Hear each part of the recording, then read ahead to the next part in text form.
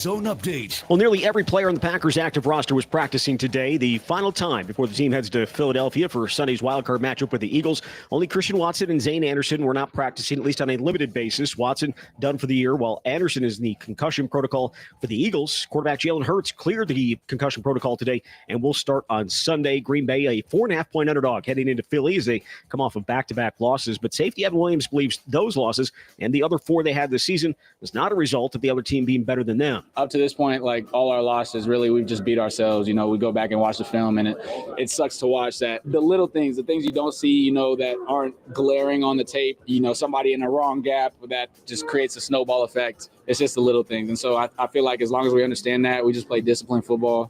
And as I said, I feel like that adrenaline's going to be rushing. You know, we're going to be flying around or we're going to be in a good spot. Again, it'll be the Packers and Eagles on Sunday. Kick is at 3:30. A Packers win would send them to Detroit for the divisional round next week. Meanwhile, safety Xavier McKinney was named first-team All-Pro today by the Associated Press, while former Badgers linebacker and current Philadelphia Eagles Zach Vaughn also named to the first team.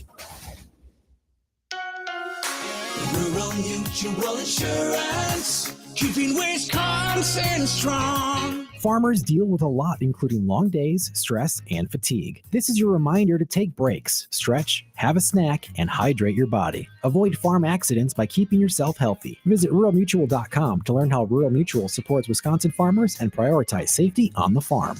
Rural Mutual Insurance, keeping Wisconsin strong.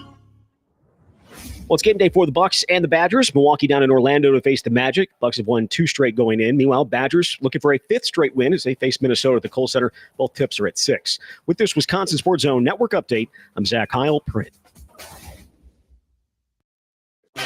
Sometimes you can play your best and still not win the game, and sometimes you can play really bad and find ways to win games. So I thought we had a great day today. I thought the energy's been fantastic. Hopefully we can build upon that tomorrow. This is where Wisconsin gathers to talk sports. Packers, Brewers, Badgers, Bucks. The Wisco Sports Show is on the air. Now, here's your host, Grant Bills.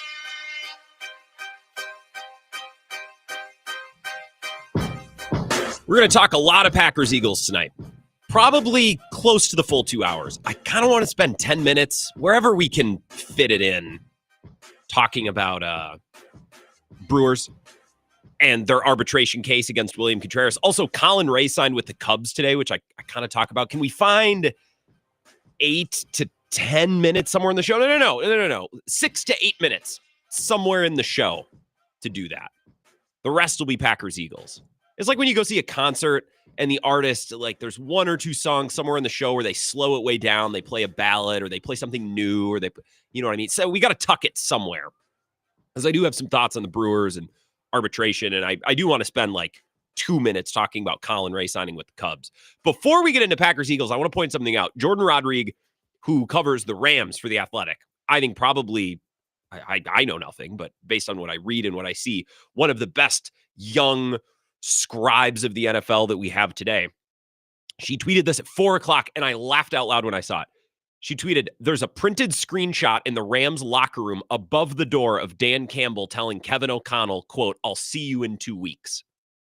And you saw that at the end of the game when Kevin O'Connell and Dan Campbell came together for the handshake, and Dan Campbell on camera was like, we'll see you in 2 weeks. He was very clear about it. The second that happened, I was texting our friend Bart Winkler, who comes on the show every once in a while. Infinity Sports Network has come on the show for a long time. He's done sports radio in Wisconsin for a long time. He texted the second he saw that happen. He texted the group chat that I'm in and said, Dan Campbell 100% did that on purpose. He did it on camera, obviously, so that would get out and the Rams would see it and the Rams would be extra motivated to beat the Vikings next week while the Lions now get to be on bye. And I said, that's an interesting theory. You know what I mean? I believe it. I think Dan Campbell is playing chess. He might be playing 3D chess. I think there's coaches who play chess and there's coaches who play checkers. And I think Matt LaFleur at the end of the Bears game last week was playing some version of like war, like the most rudimentary game you could ever play. But then there's coaches who play checkers, other coaches who play chess. I actually think Dan Campbell, when he said that on camera, obviously was playing 3D chess. I think he said that loudly and clearly. There was no lean in. He didn't cover his lips. See you in 2 weeks. As if to motivate the Rams and give Kevin O'Connell and Matthew Stafford bulletin board material. I think Bart nailed it. He said it the second it happened. And I saw that tweet at 4 o'clock. There was a printed screenshot in the Rams locker room above the door of Dan Campbell telling Kevin O'Connell, I'll see you in 2 weeks. That's funny. An actual, like really smart coaching move from Dan Campbell. He comes across as a meathead, but that man is operating on a very high level. That's a good coach. This is the Wisco Sports Show. My name is Grant Bills.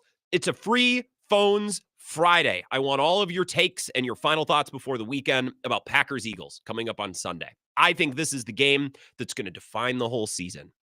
And you might say, well, Grant, of course it will. It's a playoff game. If they don't win, their season ends. Yes, I understand that. And I was wrapping up last night's show, final 10, 15 seconds of the show. And I said, Packers-Eagles, we'll talk more about it tomorrow. It's probably the biggest game the Packers have played since, and I think I said last year against the Niners, because of course it's their biggest playoff game since the last time they played a playoff game. And Zach was poking fun at me, the start of Thorson and Howard. Oh, did you hear what Grant said? Oh, it's their most important game since their last playoff game. I think that this playoff game is the most important playoff game that they've played in a while, if we're ranking, just playoff games. Obviously, playoff games are more important than regular season games. And every elimination game is the biggest since the last.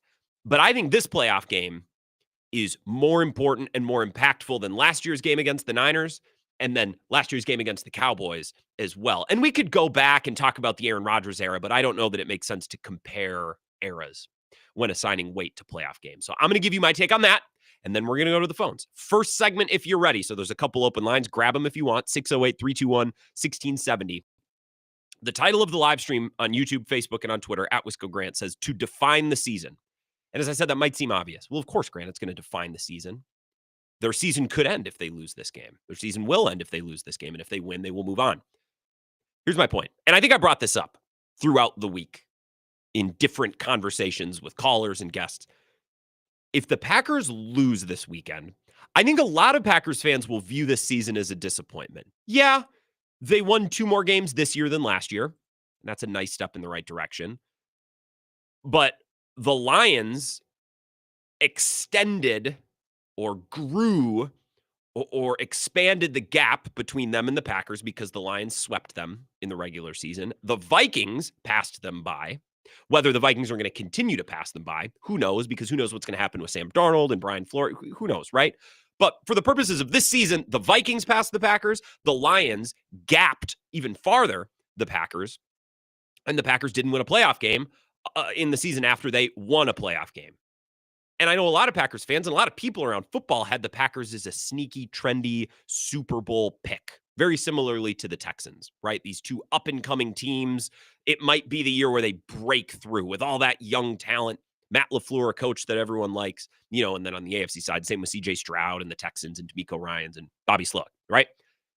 If the Packers lose, I think a lot of people will view this season as a disappointment. I don't know if I'll view it as a disappointment. That's a conversation for when their season ultimately ends. I don't want to do off-season talk today. I want to talk about the Eagles today.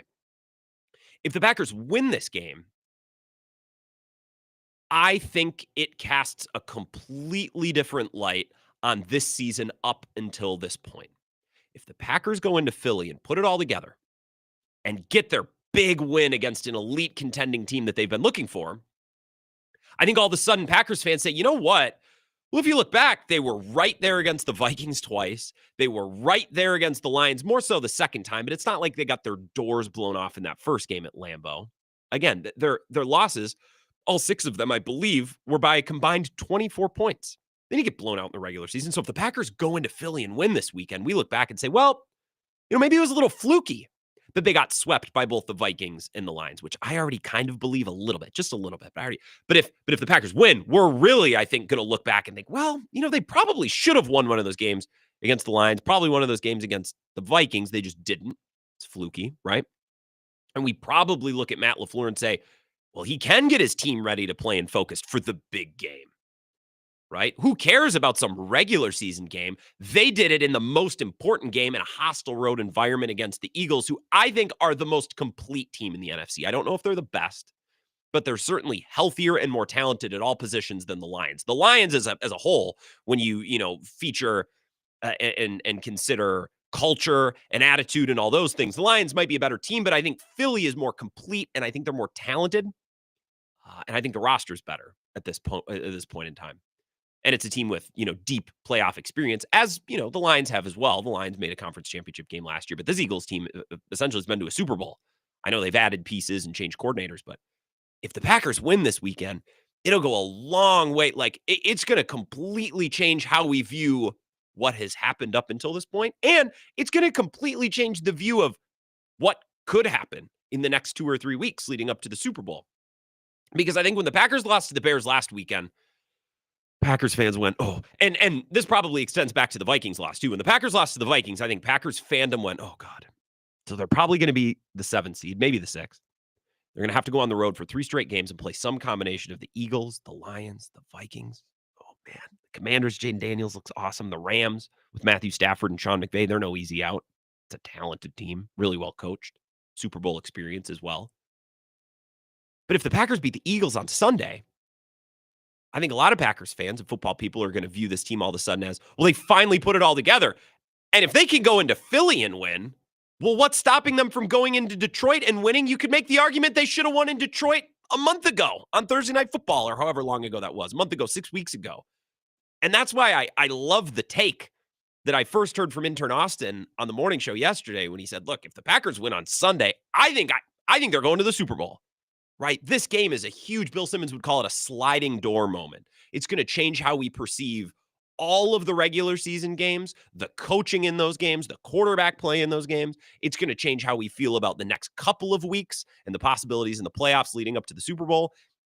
I just think this game, you could not have higher stakes in a game past just if you lose, your season is over. And you couldn't say that, by the way. You couldn't say that about last year's game against the Cowboys.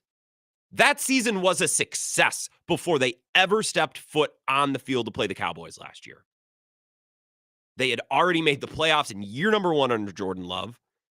This young, talented team looked like they figured it out, and the next era of Packers football had already begun. There was already a cake, and the cake already had icing. The Cowboys game was more icing. And then, of course, the Niners game would have even been more icing, right? But if they hadn't beaten the Cowboys last year, still would have been a cake, still would have been icing. There's just a little extra icing. I think the cake this year feels very plain. It feels like an angel food cake. It's like, yeah, okay, there's still a cake. They got back to the playoffs. They won 2 more games than last year. I think they got a lot more consistent. I still think even if they don't win a playoff game, in some respects, they took a step forward. Some respects, maybe you could argue they took a step back again. That's for the offseason.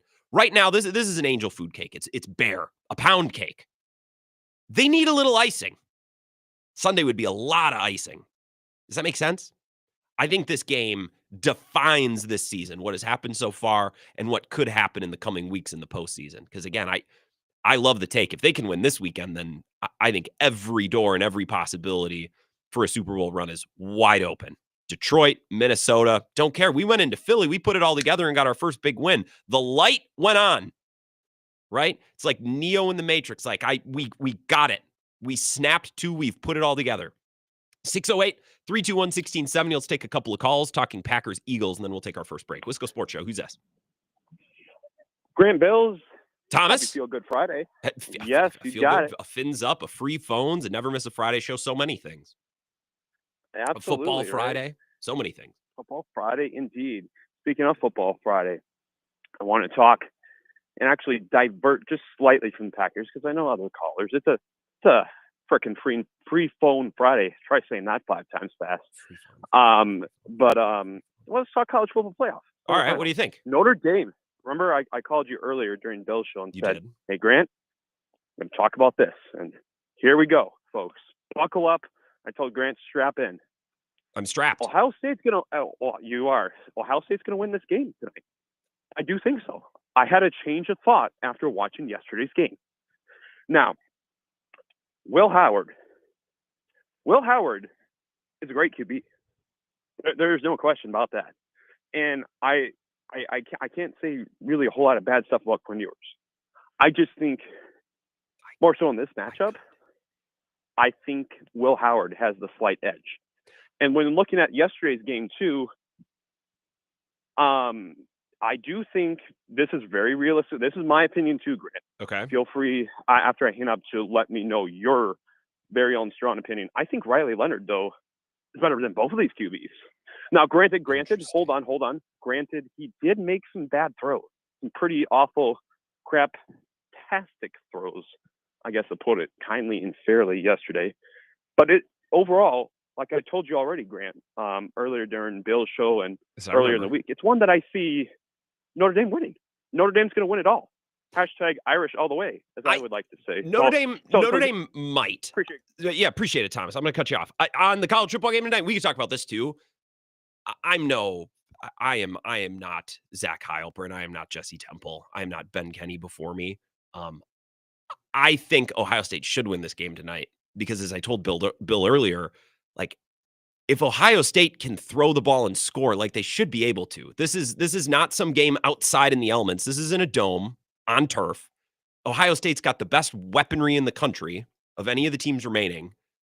If this game gets up into the 30s, I don't think Texas can keep up. Thomas, you mentioned you can't say anything bad about Quinn Ewers. I can. He's not as consistent as Will Howard.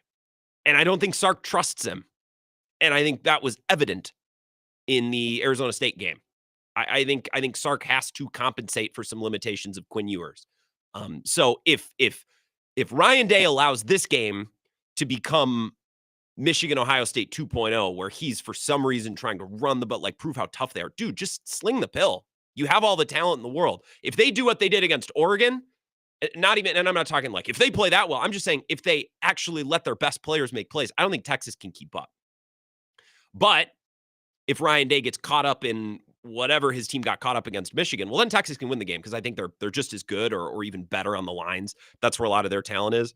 But if this game gets up in the 30s, I don't trust Texas to keep pace. So I would agree with you. And we could talk about last night's game too. And I almost forgot because it's Packers-Eagles in the game that defines the season, both what has happened and what is to come. But we could talk about that as well. I'm excited because I think Ohio State's got the best weaponry. And if they can just score, I don't think Texas can be able to keep up. 608-321-1670, Wisco Sports Show. Who's this? Fins up there, Grant. How you doing? Fins Happy up, Friday. Denny and Holman. How are you? Good.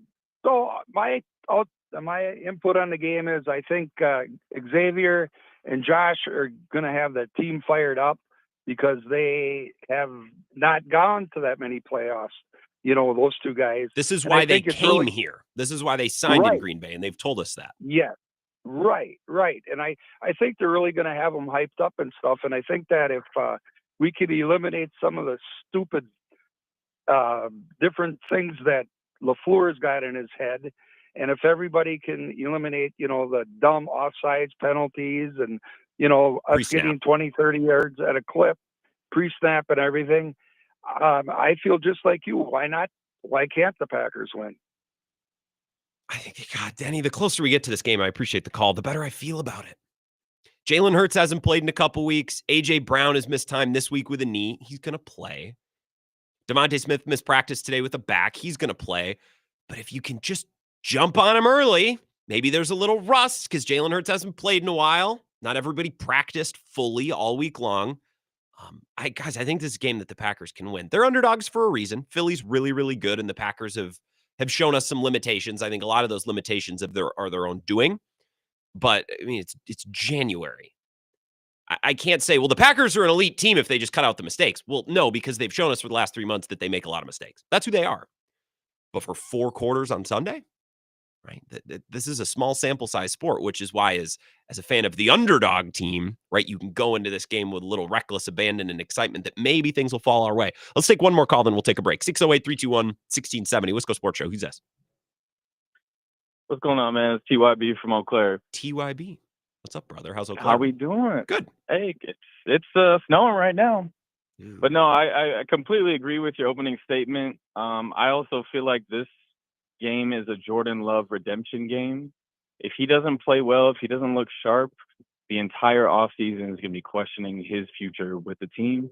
I don't think that's warranted, but that was going to be my follow-up question. Do you think, let's say Jordan Love plays fine, but he doesn't play amazing. Do you think it's fair that we're probably going to be asking those questions this offseason?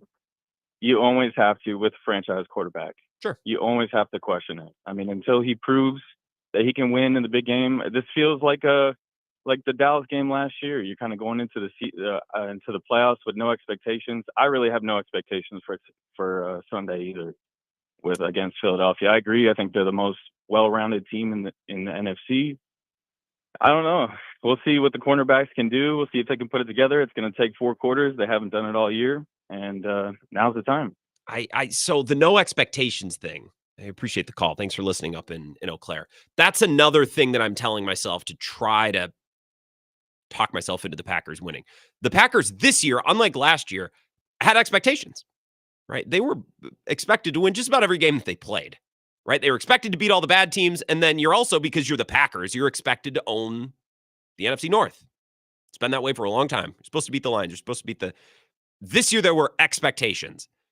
And I think that might have been a reason this year that this team would get tighter. They'd make mistakes. I think they're learning to be a contender. Last year, they didn't have to do that. Last year, they could be the plucky team that could just show up and ruin someone's Sunday. This year has been different. But it now feels like we've gotten to a point where no one expects, the expectations have gone away because no one thinks that they can do it. No one thinks they can go into Philly and win. And that's with good reason. We've watched this team. They're underdogs for a reason. But maybe for the first time all year, this team is able to feel like, well, no one expects us to win. Let's just go see if we can ruin their season. And that's a dynamic I think they haven't had in their pocket this entire season. And that's a dynamic that I think they used, right? They rode that the final month of last season. And I think they might be able to tap into that a little bit again in Philly on Sunday. So that's what I'm telling myself. TYB, TKB. Sorry, I can't remember your name. Thanks for the call. Thanks for listening in Eau Claire. 3 minutes. We'll continue the Wisco Sports Show next. This is the Wisco Sports Show with Grant Bills on the Wisconsin Sports Zone Radio Network.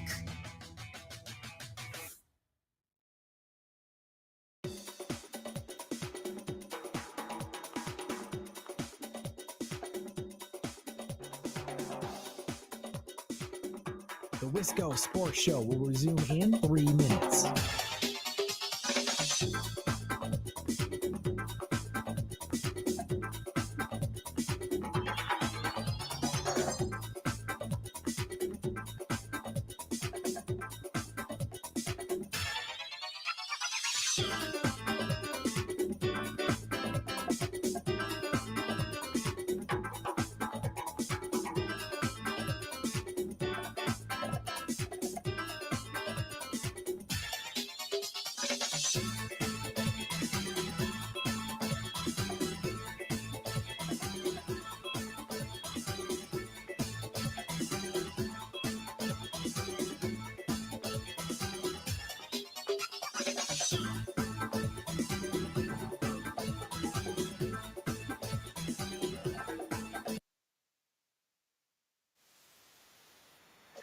The Wisco Sports Show will resume in 2 minutes.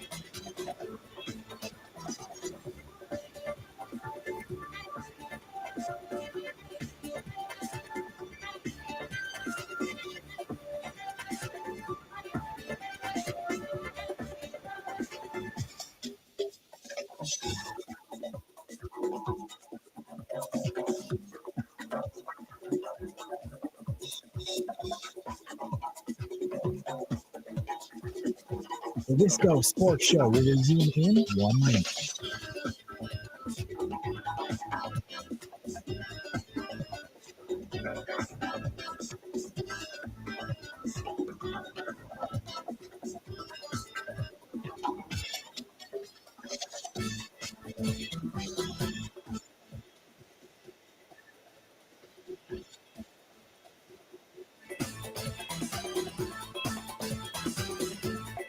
The Wisco Sports Show will resume in 30 seconds.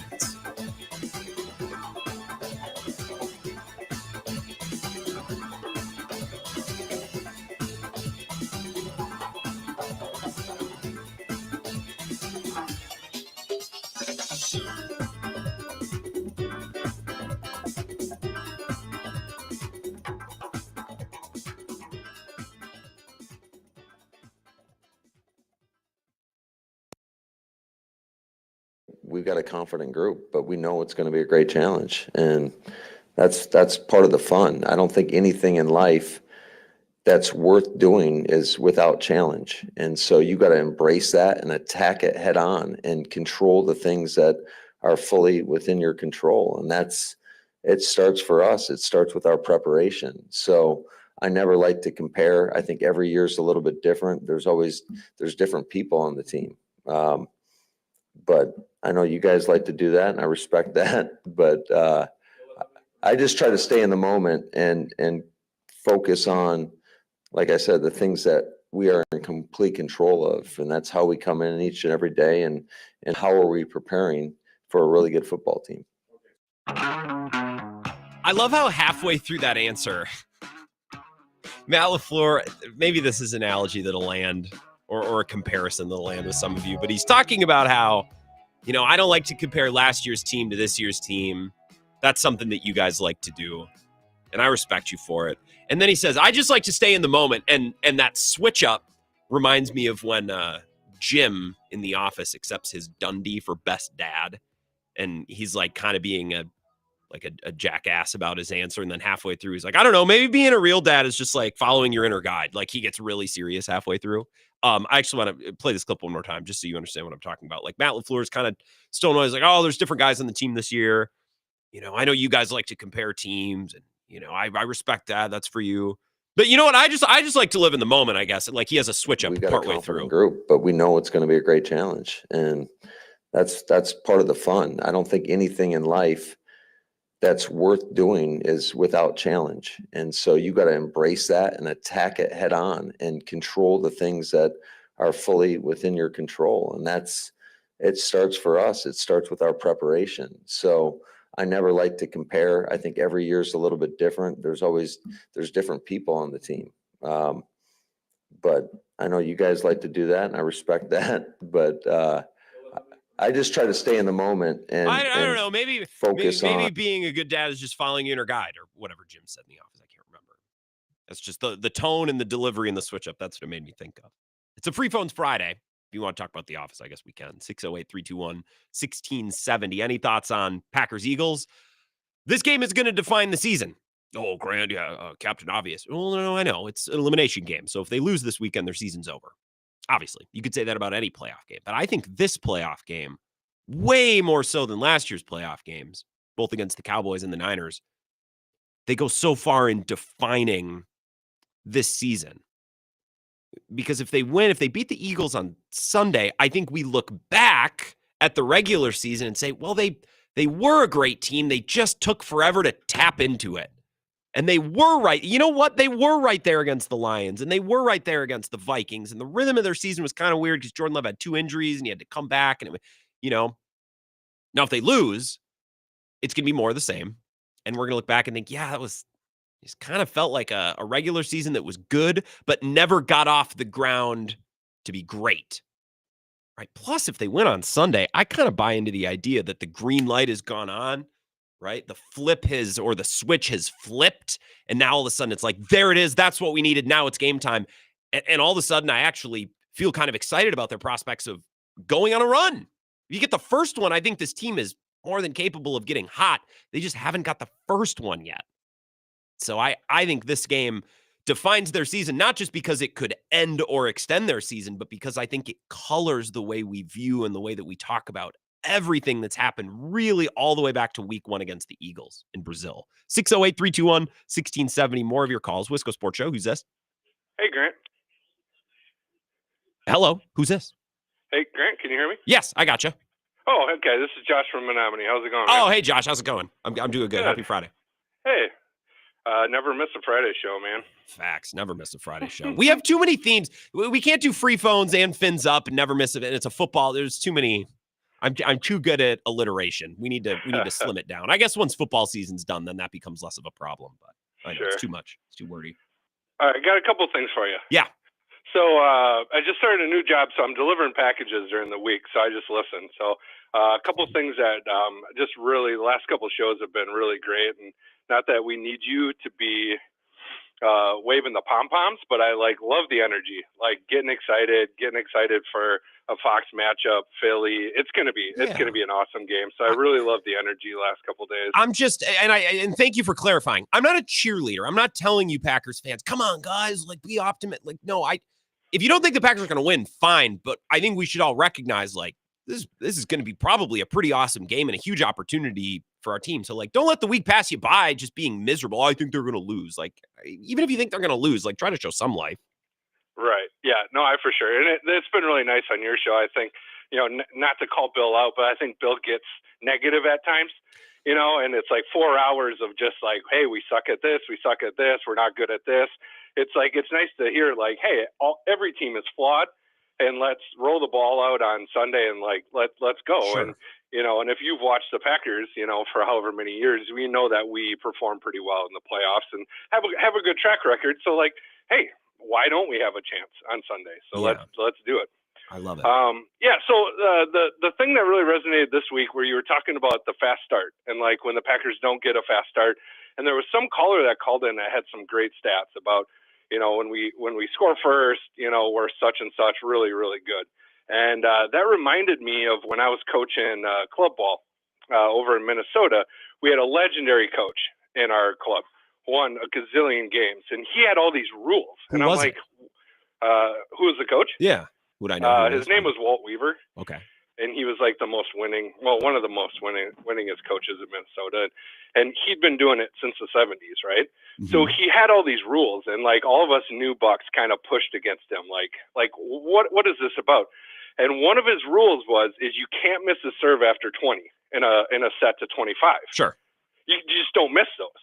And for us, it's what's the difference? If you miss earlier in the set or late, it didn't matter. But the thing is it got so much in his team's head that if they did miss a serve after 20, you had them. You put it on them, you serve the kid, you hit at them, and they expected to lose. And I kind of feel maybe Matt's doing that a little bit. Just really talking about, hey, fast start. And then when they don't get the fast start, they're oh, now what do we do? Yeah, now we're boned.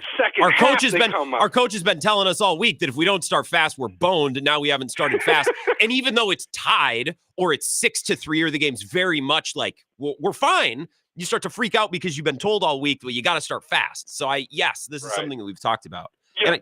And then I think that's why we see all these games where these furious comebacks at the end of the game, because I think everybody kind of shakes it off and be hey, we're fine. Yes, we're good. Yes. Let's go score points. But to your point, Josh, if they thought, and I appreciate it because we got jammed up phone lines, but if they realized that at the end of the first quarter or the start of the second quarter, instead of the end of the third, they wouldn't be furiously trying to mount a comeback. They'd just be playing football.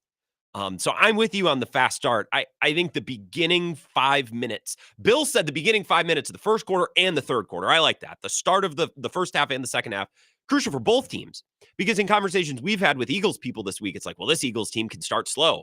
And Packers people are well, this team has to start fast. I think the beginning of the game is going to be really important. And it is in most games. You know what I mean? It's not earth-shattering, and it's not that specific to these two teams. But I do get a little... I get a little wigged out about Matt LaFleur. I hear it from every player. We got to start fast. Well, it's also okay if you don't. Remember that if you don't start fast, these games are long and you will have opportunities. So don't freak out. And to your point about Bill sometimes being negative, I actually thought the last 2 days, this is something I thought, I'm not making this up, earlier today. I'm Bill's actually there's some juice.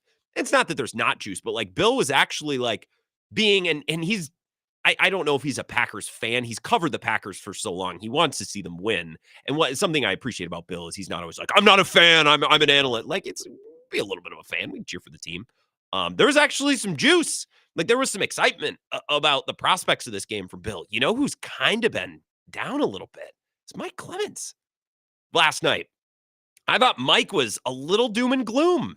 I wasn't really vibing with that. He wants it to, pay attention on Sunday because this might be the last action we see before the offseason. It's Mike, I think they have a better chance to win this game, and this game is worth talking about, I thought, more than Mike. Mike and I were not on the same page last night, which is fine because Mike's bringing something to the show that I'm not. I think if there's one person that's been a little down on the Packers' chances, it's actually been Mike, not necessarily Bill. Let's take another call. Wisco Sports Show. Who's this? Hey, bro, it's Uncle Packer. Uncle Packer, what's going on? I'm just so excited. I think it's all been said. All the talking heads spoke, and it's just got to go in and have a win. We got a fighter's chance, and it's been a good year, and I'm really excited for this game. It's like I said, it's all been said. And I think there's a lot of people. Look, if Matt LaFleur and the Packers coaches want to find some bulletin board material to tell their guys that nobody thinks they're going into Philly to win, there's a lot of it out there. There's a lot of it. Philly people are so cocky about this, and I get it. Their team's really good. But I think for the first time all season, to reiterate what I said, I think to end the first segment of the show, like this is the first time all year I think the Packers can just go play a game without crazy expectations, because this is a year where, unlike last year, they were expected to win.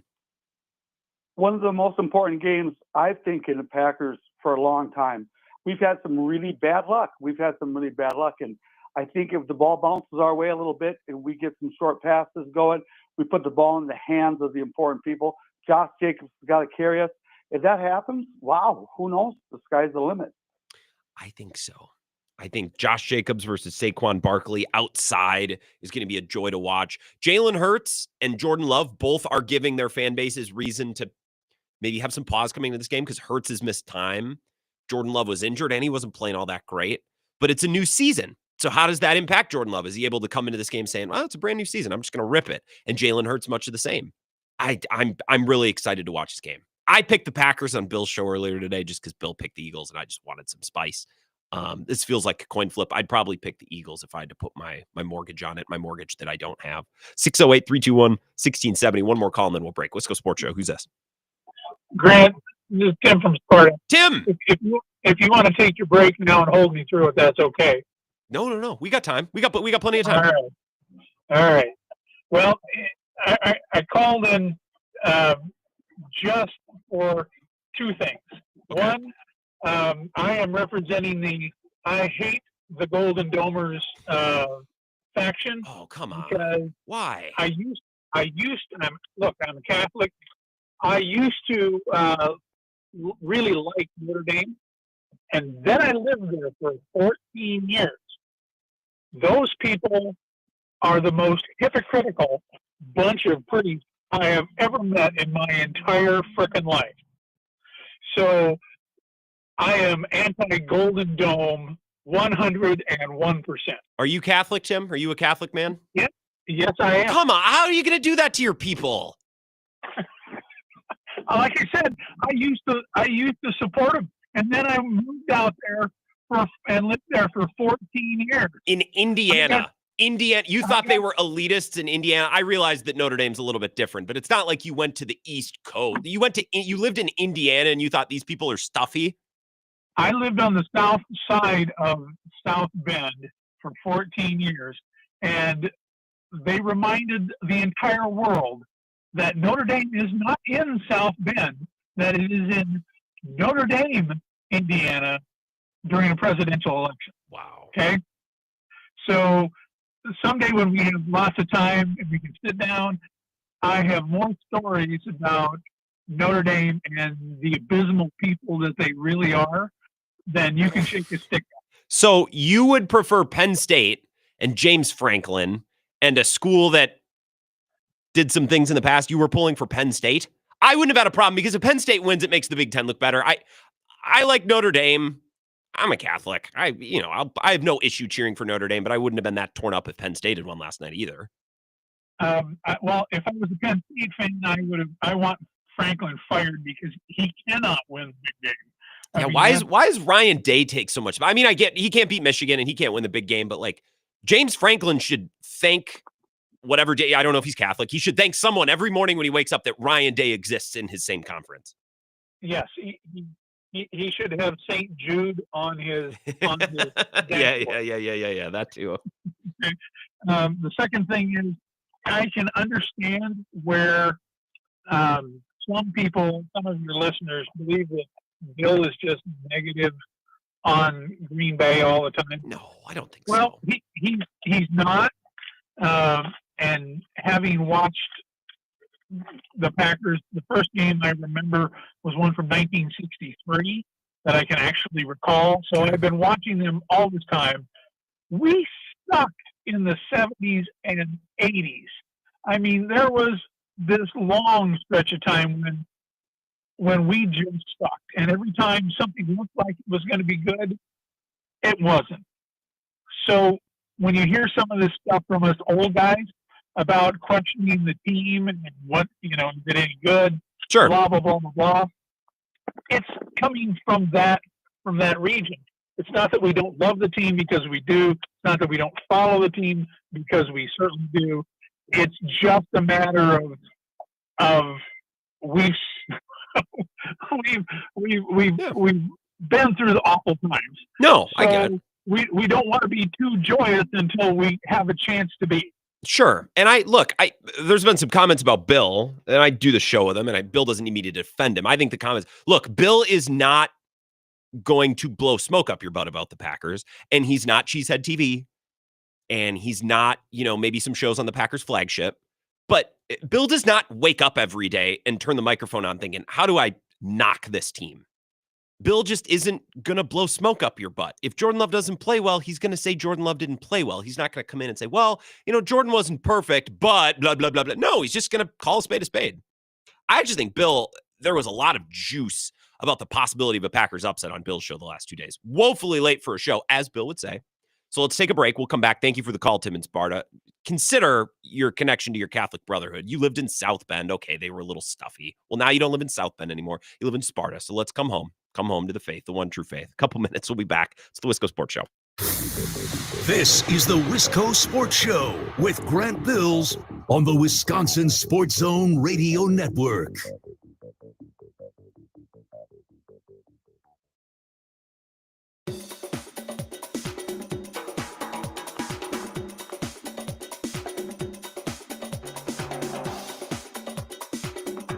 The Wisco Sports Show will resume in 5 minutes.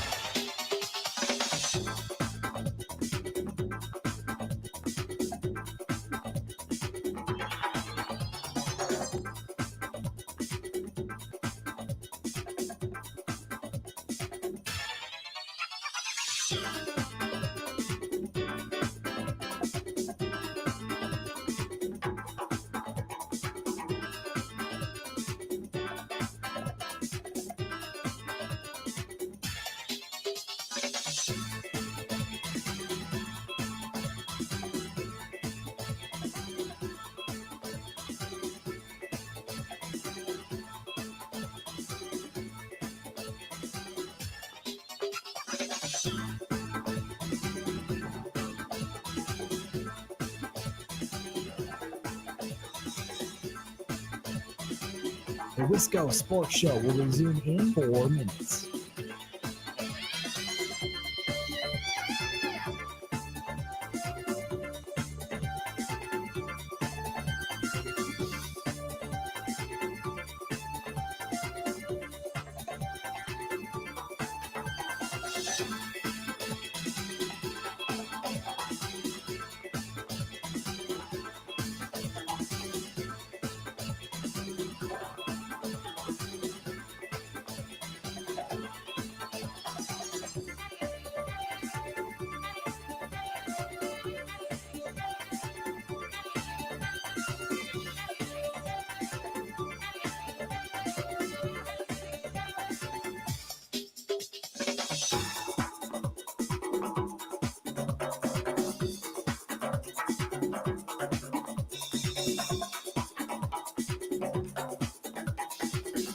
The Wisco Sports Show will resume in 3 minutes.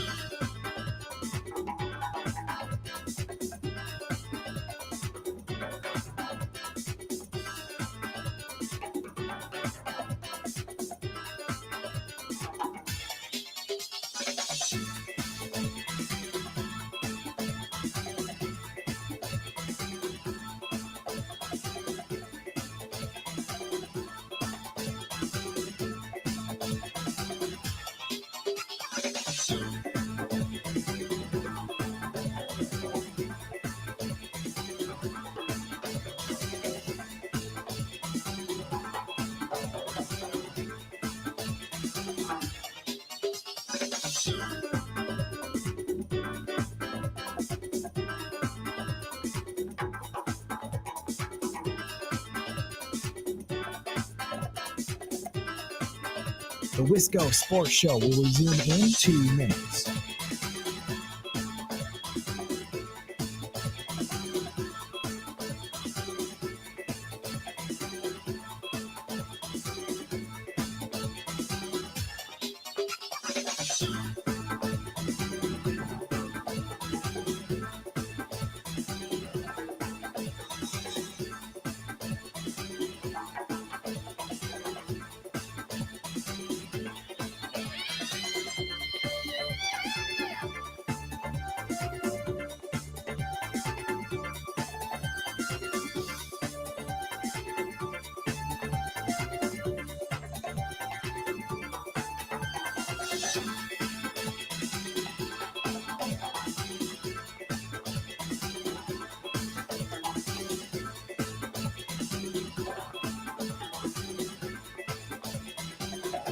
The Wisco Sports Show will resume in 1 minute.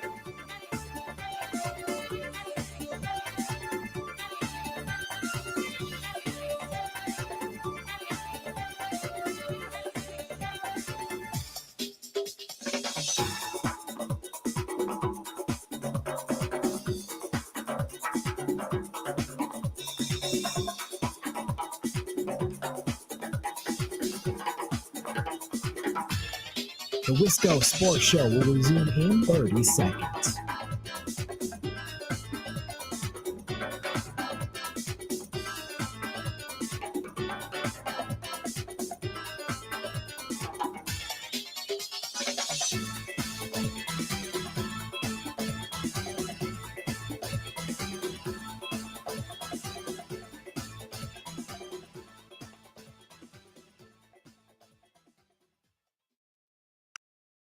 Yeah, I think I think it definitely gives you confidence. Especially last year, it gave me a lot of confidence. I think just the way we played and executed as an offense, gave us a lot of confidence in that time. But like we said, it's some new faces, a new team, and we got to go out there and do it again. We can't live on what we might have did last year against Cowboys, things like that. So we got to go out there and handle business and execute. But that's kind of, I feel like, what this offense can be at when we are kind of at our best. That's the level we need to get to. It's the Wisco Sports Show. That's Jordan Love on Wednesday evening, I believe. Mike Clemens, the superstar that he is, just emailed me at 4:42. Headline: audio, Packers at Eagles preview cuts. Thank you, Mike. Appreciate it. Jordan Love asked about the Dallas game last year. It's like, hey, how does that game prepare you for this game? I think they are different, but I also think they're similar. Great analysis, Grant. I'm cooking tonight. Thank you, everyone. You're getting what you paid for. They're different in that last year that was icing on the cake. This game kind of feels like it's necessary. Like last year, when the Packers walked into Dallas, the season was already a success. The cake had been baked. It had been iced. It's like, this is great. And if this is all we get, excellent. We're happy. This year, it's like, well, there's a cake. They won 11 games. It feels like we're like, we need a little bit of icing. So they're similar or different in that way. They're similar in that I think for the first time all year, the Packers are going into a game not expected to win. I don't think they're under an immense amount of pressure. I think they could just kind of go into Philly on Sunday and let it rip. And it was that attitude that got them rolling in the first place last year. I think that's the attitude that got them that win in Dallas too. So I'm interested to see if there's a difference in tenor, let's say, the start of the game on Sunday. 608-321-1670. It's a Free Phones Friday. Wisco Sports Show. Who's this? Grant, we're here. We're finally to playoff weekend. What a start last night. That was good. 5 straight days of playoff football. I couldn't be more. And you know what, Vagabond John, and I mentioned this to Bill earlier today. I think this is a good take. It might be an old man take, but I think it's a good one. You know what I loved about last night's game? It was done around 10. Because a lot of times these playoff games or these national championship games, football that are played on weeknights, they go until like 11. And last night I'm looking around, it's like fourth quarter starting. It's 9:30. It was great. It was great. Excellent product. And I know the previous caller, one of our common callers, can't remember the name, mentioned that we've said it all, right? The talking heads have said their part. Mm-hmm. I absolutely disagree. There's an angle here, and I'm going to channel my inner Thomas. I don't know if we've talked about this, but do you know where Nick Sirianni went to college? No. No. And where he started his coaching career? No. Because if there's one school that challenged the WEAC for the D3 national football title in the last 2 decades plus, it's Mountain Union. Yeah, I was going to say Mount Union or Mary Hardin Baylor. Yeah. And this son of a gun not only went to college there, but started his coaching career there. So not only is the legacy of the 2024 Packers on the line, but we've got a little WEAC versus Mountain Union in the background as well. And So you're saying the WEAC is just because the the Packers are from Wisconsin? Well, of course. The WEAC is basically Wisconsin, right? Although So, I would like to, speaking of the WEAC, Quinn Miners, who went to Whitewater because he wasn't smart enough to get into lacrosse, he got first team All-Pro today. And that got me thinking that I want Jack Studer, probably Senior Bowl's tough, but I want that man in a camp because I think he can Adam Thielen it. And yes, I'm comparing them. It's not just because they're both white wide receivers, but I also think like he could be a legit guy. I think he could earn a role, but that's just me being a fan. I'm sure he runs incredibly smart routes, right? Well, I mean, yeah, that and dude's he's football sneaky IQ, athletic. yeah. He's more athletic than you'd expect.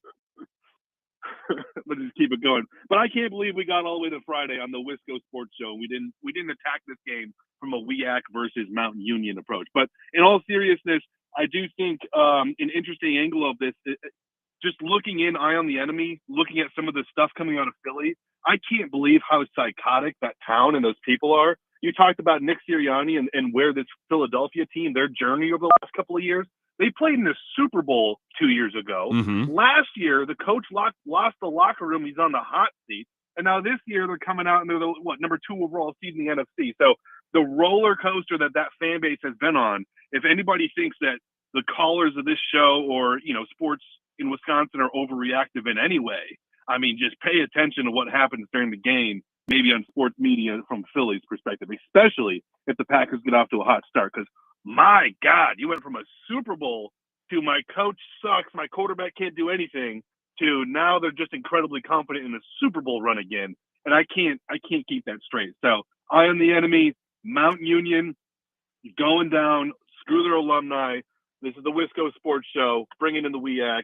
And like Philly that. fans, my God, I'm thankful that no caller in this show is as psychotic as a Philly fan. Yeah, although I can appreciate the Philly fan. I like fan bases that expect results from their teams. Okay, so I can get on board with that from Philly. I mean, if they get off to a slow start, I mean, they're going to want to fire Sirianni if they lose this weekend.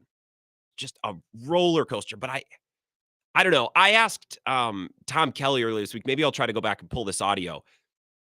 Is this team one that is just structurally volatile and Nick Sirianni is a good coach to lead a volatile team? Or are they volatile because of Nick Sirianni, like chicken or the egg? And I don't even remember what he said. I just thought that was such an awesome question. The answer is almost secondary. I'll try to go find that audio from Tom Kelly, who joined us, I believe, on Wednesday from WIP out in Philly. If you're on hold, there's one caller on hold. I promise I'll get to you, but I got to get one more break in. Wisco Sports Show. We'll be right back. This is the Wisco Sports Show with Grant Bills on the Wisconsin Sports Zone Radio Network.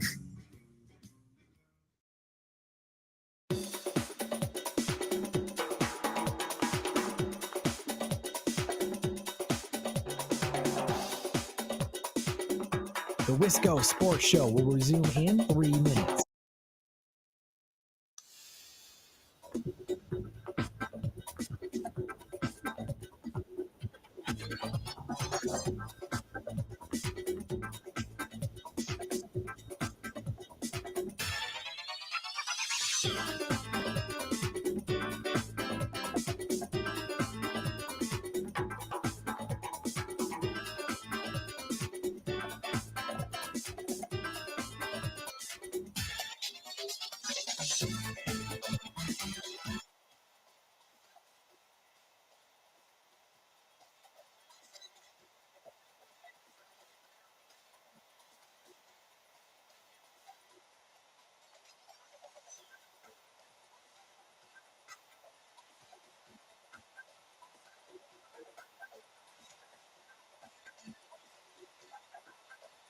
Wisco Sports Show will resume in 2 minutes.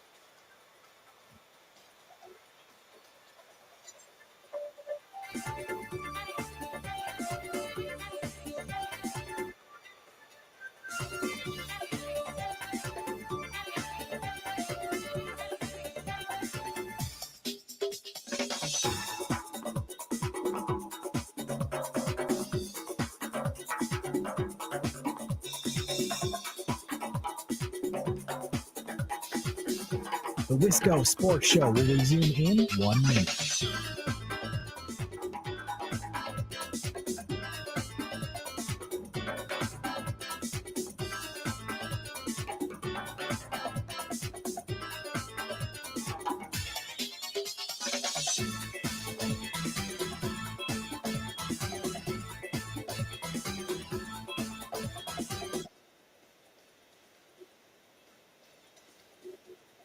The Wisco Sports Show will resume.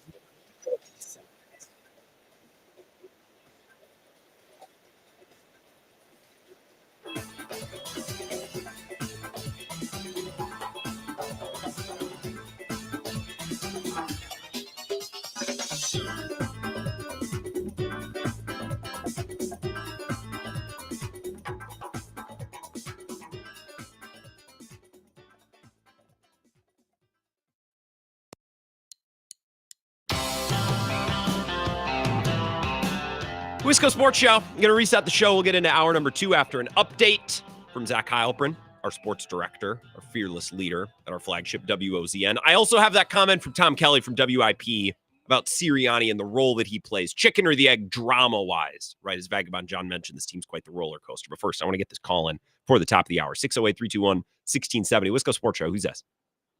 Good afternoon, Grant. How are you today? I'm doing good. Is this Coyote Mike? Yes, sir. How you doing, Mike? I'm using my lower tone voice today. I've been there. So, people notice. It jumps. yeah. It jumps out to people. You know this. Yeah, I figured you might. Hey, I'm disappointed you're not going to Philadelphia this weekend. If Ben Kenny had a ticket for you, probably a place to stay. Yeah, he offered me a ticket. It's just the flights. And I got to be on the air on Monday. The Packers season could end or they're going to get their biggest win of the year. I can't miss that on Monday. Do you know, did you see I sent Bill a text? I don't know if you saw it. I said, why don't you spring for his spring for the ticket? You write it off as a business trip. It'd be great. You could do a post-game coverage, back to back with Mike Clemens, from the fan standpoint of view. We'll get a cheesesteak thrown our way. I hope I didn't get you in any trouble by doing that. No. I just thought it would have been a great opportunity for you. So, wow. But anyway, in regards to the game, I said, you've heard me say it before, it all rides on Matt LaFleur. This team goes how he goes. Mm-hmm. And if they come out and they play well-played game, and they win convincingly or just confidently and competitively, I think all's going to be good. But even if they win sloppily, things will be all right. And even if they lose, and they lose confidently, competitively, and they just get beat, Yeah. But if they step into it and have a lot of self-destruction, mistakes, poor execution, same old thing, bad play calling, clock management, Matt LaFleur is going to be right in the crosshairs going into next year. Yeah, Matt LaFleur. I expect him to win, and I like Matt LaFleur, but I do too. God, I just wish he could just shake this cloud and if there's going to be a time to do it, got to be now. No, I agree, and that time is perfectly called. Have a great weekend, Mike. I got to run. It is a little ridiculous. If they win this weekend, Packers fans would be like, why does Matt LaFleur get no respect? But if they lose, it's like, I think should we move on from Matt LaFleur? Which is why football's great. It's a small sample size sport. The takes are wild and ridiculous. I'm having a difficult time envisioning a scenario in which they lose this game, Mike, and we all go, yeah, but it was a great game. Because they've had a couple of those. That Thursday night game against the Lions, that was my, at some point you got to win one of these. We'll talk more about this. Hour 2 coming up next.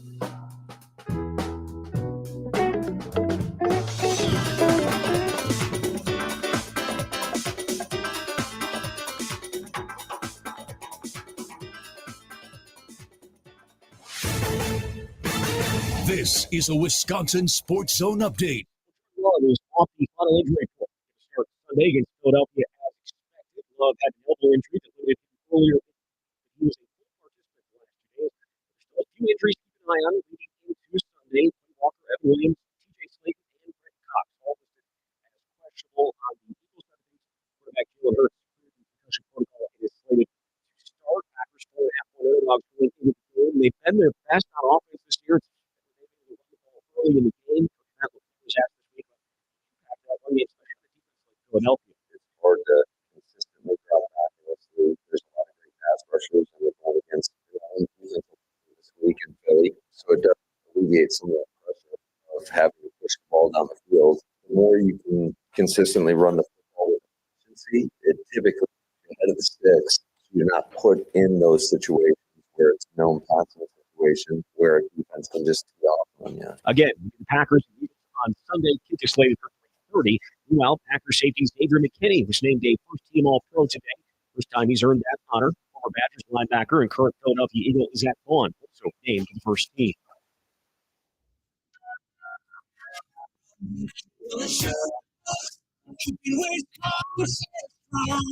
Farmers deal with a lot, including long days.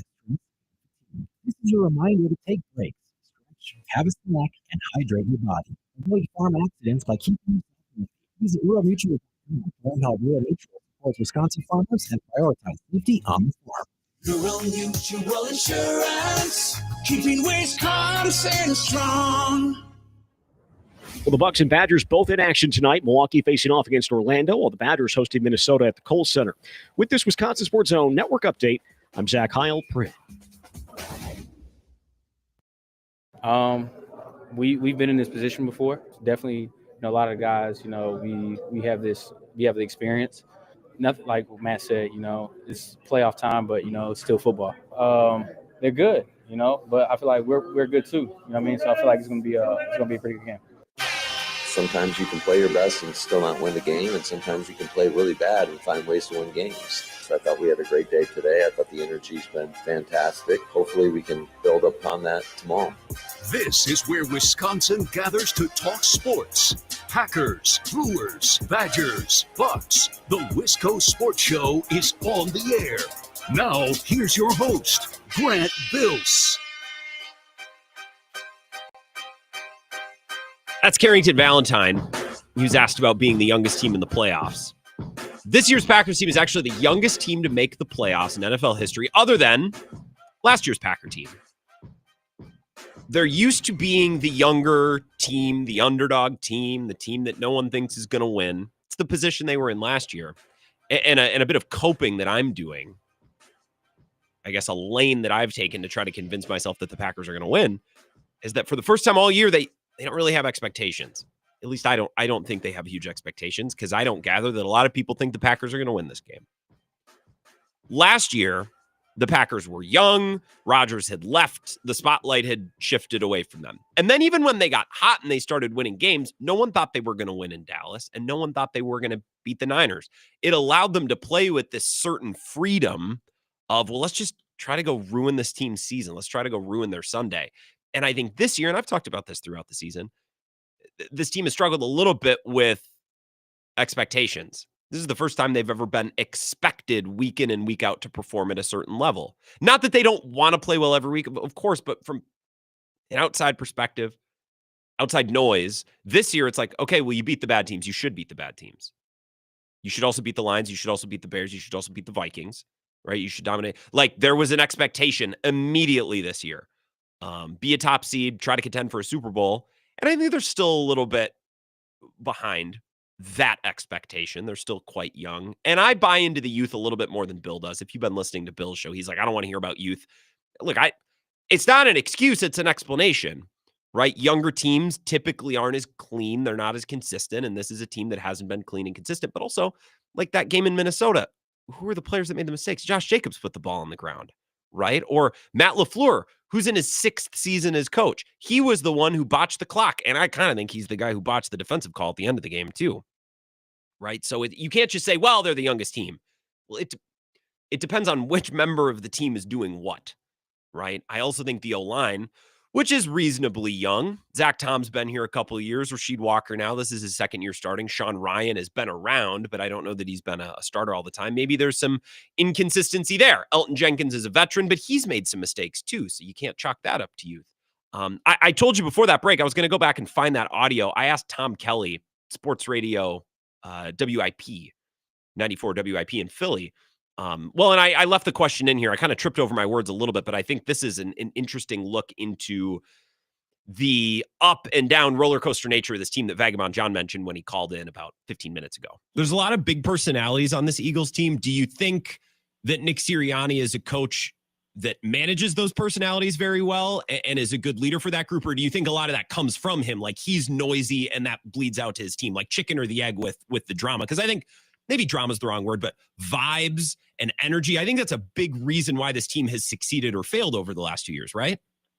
Yeah, and I think that is a part of it. And I think the players do feed off that energy from Nick. And that's another thing where, this whole season really traced back to that bye week. And coming out of the bye week, Nick was a little different to start this year. I think the way things ended last year, his demeanor was a big topic of conversation. Like there was a moment last year where he's like taunting Chiefs fans at the end of a game in Kansas City. Yep. And I think the organization wanted him to take a step back in that regard. And the first 4 games of the year, he was a little more subdued, didn't quite have that energy. And then coming out of the bye week, it was a totally different Nick Sirianni. And he said during that week off, the players went to him and said, hey, we need you to be yourself. We need you to give us that energy. We need you to show your personality.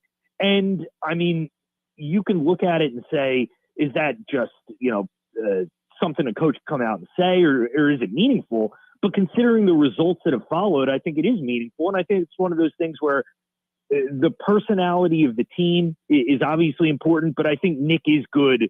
It does mesh well with a lot of those big personalities in the locker room. That's a little bit of perspective on the Eagles team and, their roller coaster nature. Let's say the end of the year last year, it's like, should we fire everyone and bring in Bill Belichick? They go from Super Bowl to starting 10-1 to should we fire the entire coaching staff to starting kind of rough this year. Oh man, maybe we should have fired the coach too. I think they won 9 in a row at some point this year. And if they lose this weekend, I still feel like maybe Sirianni's on the outs. I don't know.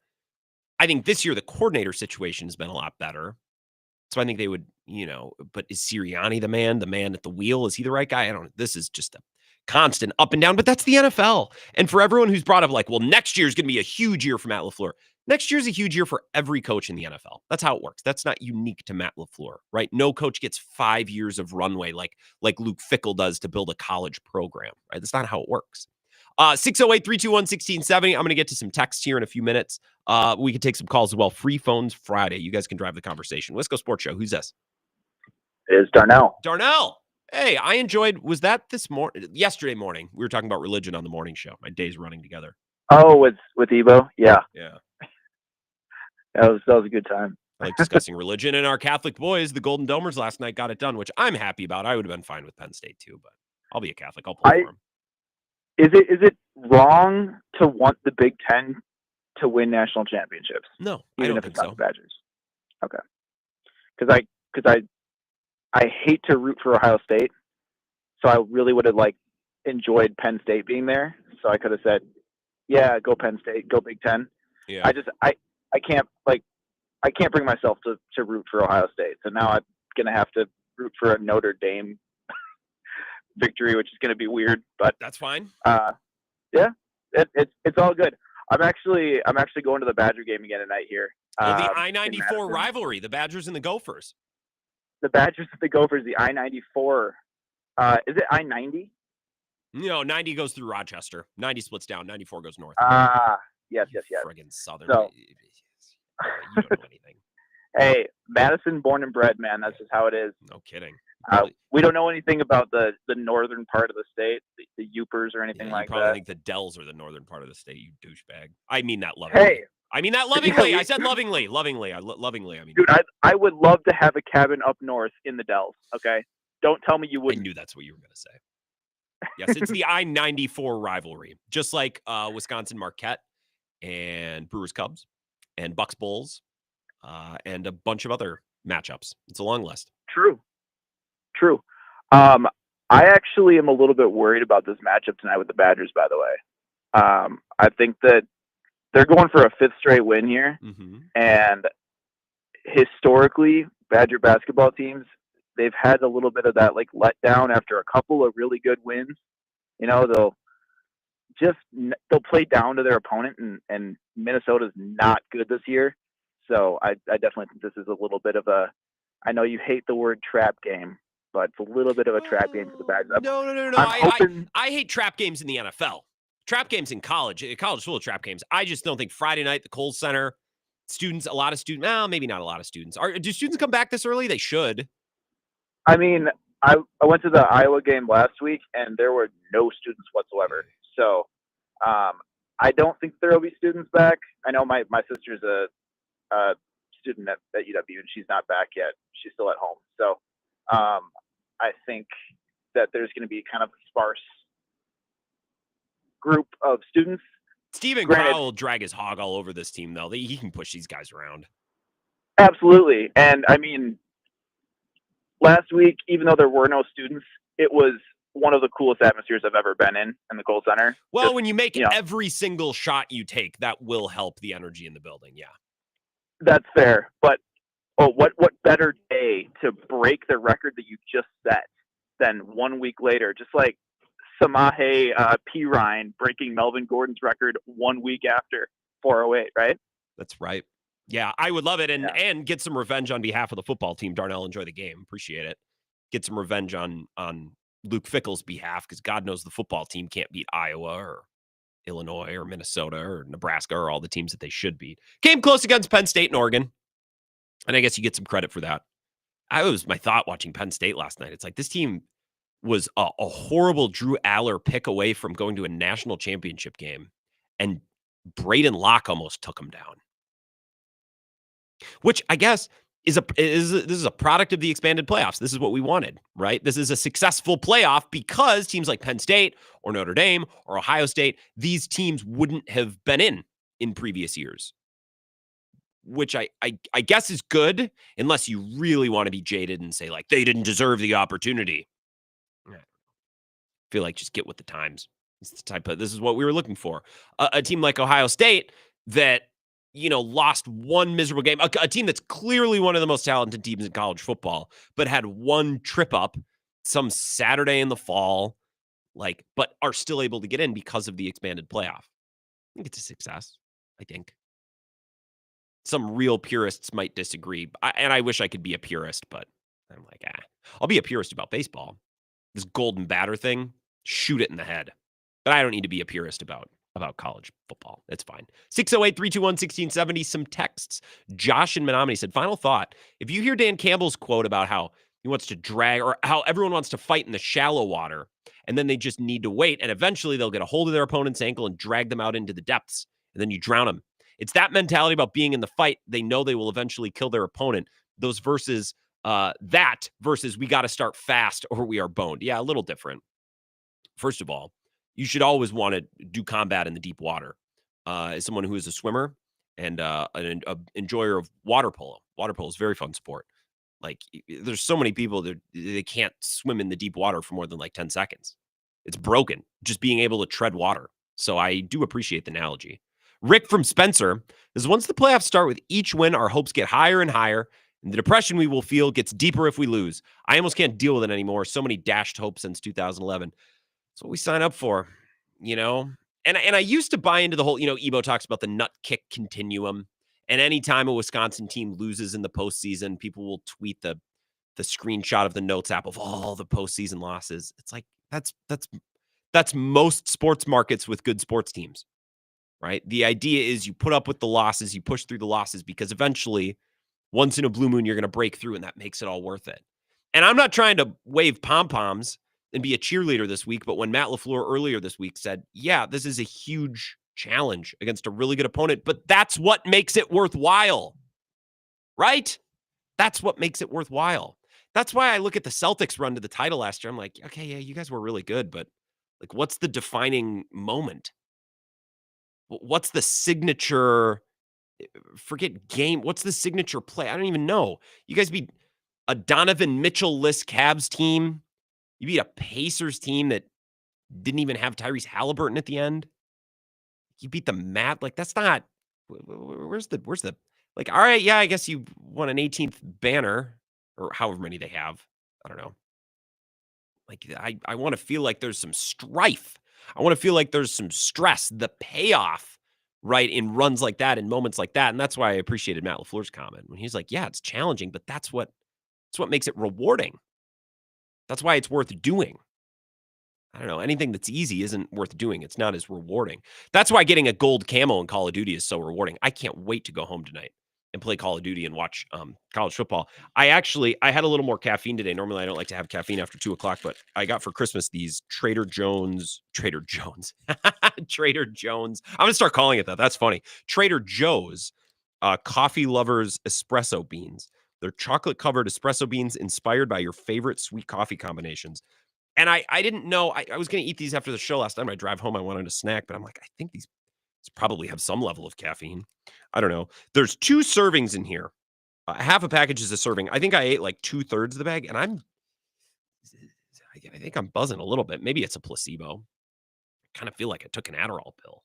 So I'm going to be up for this game. If this game wants to go to midnight, I was kind of happy that last night's game wasn't, like I'm kind of okay that it didn't go to overtime, because at some point, these games, it's like, oh, another overtime. Oh, it's a at some point, you kind of want it to end. Like, you reach a point of diminishing returns with playoffs in college football. The first playoff, it's like, oh my God, they're trading plays. And then the second's like, oh, look at this. And then by the third, you're like, okay, someone win already. Now it kind of feels cheap. Now it kind of feels like an extra innings baseball game when both teams are throwing pitchers you've never heard of in the 16th inning and no one's left in the stands. If tonight's game wants to go the distance and go overtime and go really late, like I'm okay with that. I was pleased that last night's game was done at a reasonable time. That was my old man take that I said to begin Bill's show earlier today. 608-321-1670. It's a Free Phones Friday. You want to give your take on Packers-Eagles, or maybe tonight's college football playoff game? Or if you want to talk Brewers arbitration with William Contreras, I want to maybe make mention of a couple of things, a couple details with that story coming up next. It's the Wisco Sports Show. We'll be back in 3 minutes. 608-321-1670. Please hit me up. Take more of your calls next. This is the Wisco Sports Show with Grant Bills on the Wisconsin Sports Zone Radio Network.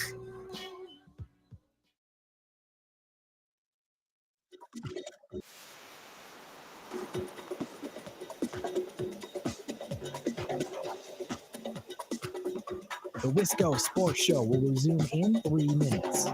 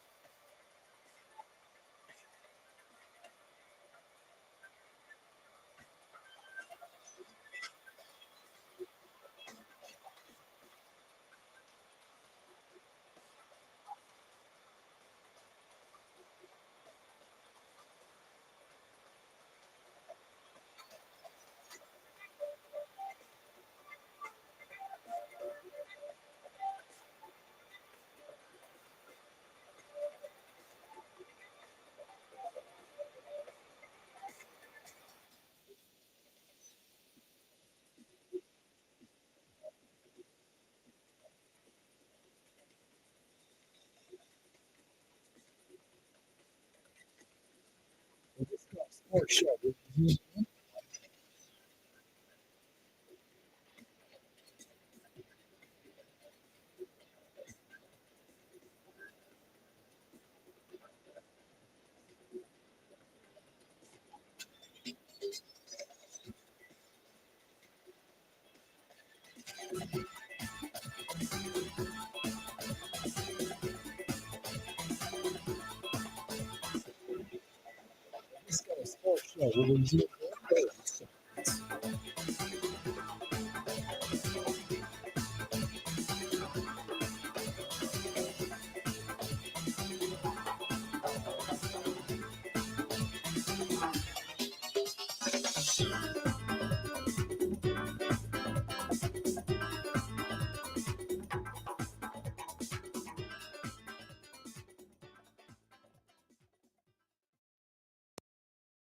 Edgerrin was Rookie of the Month today. Yeah. You've talked about him being really good, but there being more to get to. So what is not just what is the next step, but how does he get to that next step in his career? To me, it's all about consistency. And I mean, obviously he's incredibly gifted, incredibly talented, and everybody can see the splash plays he's been making. It's, can you make all the routine plays when they're there? And not that he hasn't. I just think there is a level, and that's to be expected of most young players, that there's going to be mistakes. He's learning a lot of football and just getting acclimated to the National Football League. And it's not like a process that happens overnight. Obviously, he missed a lot of time, not only in the preseason, but he's missed time this season. So I just think the more he plays, the better he's going to get, and the more big plays he'll be able to make. Hey, one of the things I'm most excited to see on Sunday, I'm excited to see how Jordan Love looks, and I'm actually excited to see what Romeo Doubs is capable of. If they get through this game on Sunday without giving Romeo Doubs ample opportunities to catch some balls and to put his stamp on the game the way that he did against the Cowboys in the wild card round last year, I'll be disappointed. Because everyone's saying, the Packers need a wide receiver one. They need a wide receiver one. I don't think they need anything from the outside at this moment in time. I think they need one of the guys who are already there to step up and give them a wide receiver one performance when one is required. And I think that's been their shortcoming this year. Of all the things. And I think this Packers season, by and large, has been a success, even though it hasn't reached the highest heights that many people had probably hoped for.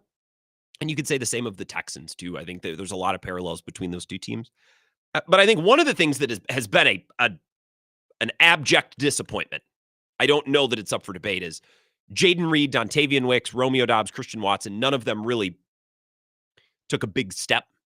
But if Romeo Doubs can go for 150 yards and 2 touchdowns on Sunday, do the Packers need a wide receiver one? No, they had somebody step up and give them a performance. And then if they're able to advance to Detroit, can Jayden Reed do it?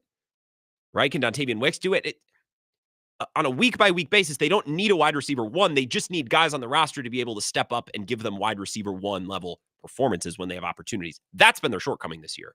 So that's been an abject disappointment this year. I'm excited to see what Romeo Doubs can do, but back to the bumper, you heard Matt LaFleur talking about Edgerrin Cooper. I think of all the things on Sunday, I'm most interested to see what can a healthy duo, an available duo of Edgerrin Cooper and Quay Walker together in the middle of the defense for the first time in forever. What's that going to do? And maybe it's not enough. Maybe Philly will steamroll them anyways, but I'm interested to see those two play together, because since Edgerrin Cooper has kind of put it together and played a lot more snaps, he hasn't had the guy next to him. And I'm interested to see what effect that has, not just on Cooper, but on Quay Walker as well, to have that running mate next to him that he's kind of lacked his first 3 years in the NFL. 608-321-1670. It's a Free Phones Friday. Packers, Eagles, college football, Brewers arbitration, which I want to get to in a little bit. Whatever you want to talk about. Wisco Sports Show. Who's this? Grant, good evening. It's Corey out of Marshall. Good evening, Corey out of Marshall. How are you in Marshall this evening?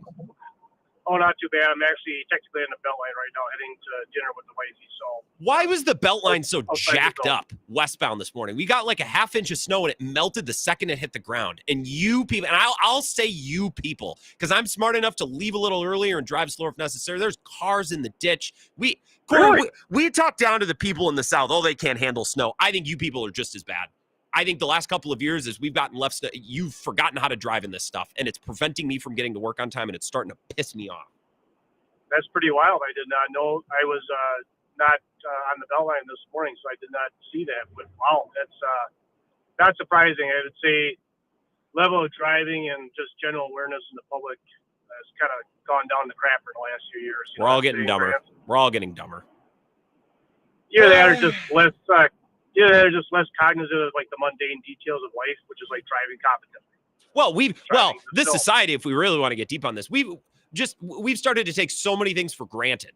You know what I mean? Oh yeah. We don't put effort into the little details that make life click at a high level. We just assume I live in America. This should be easy. This should be provided for me. I shouldn't have to put any extra thought or effort into it. And that's a great segue into the Packers. Details. That's what they got to be cognizant of on Sunday.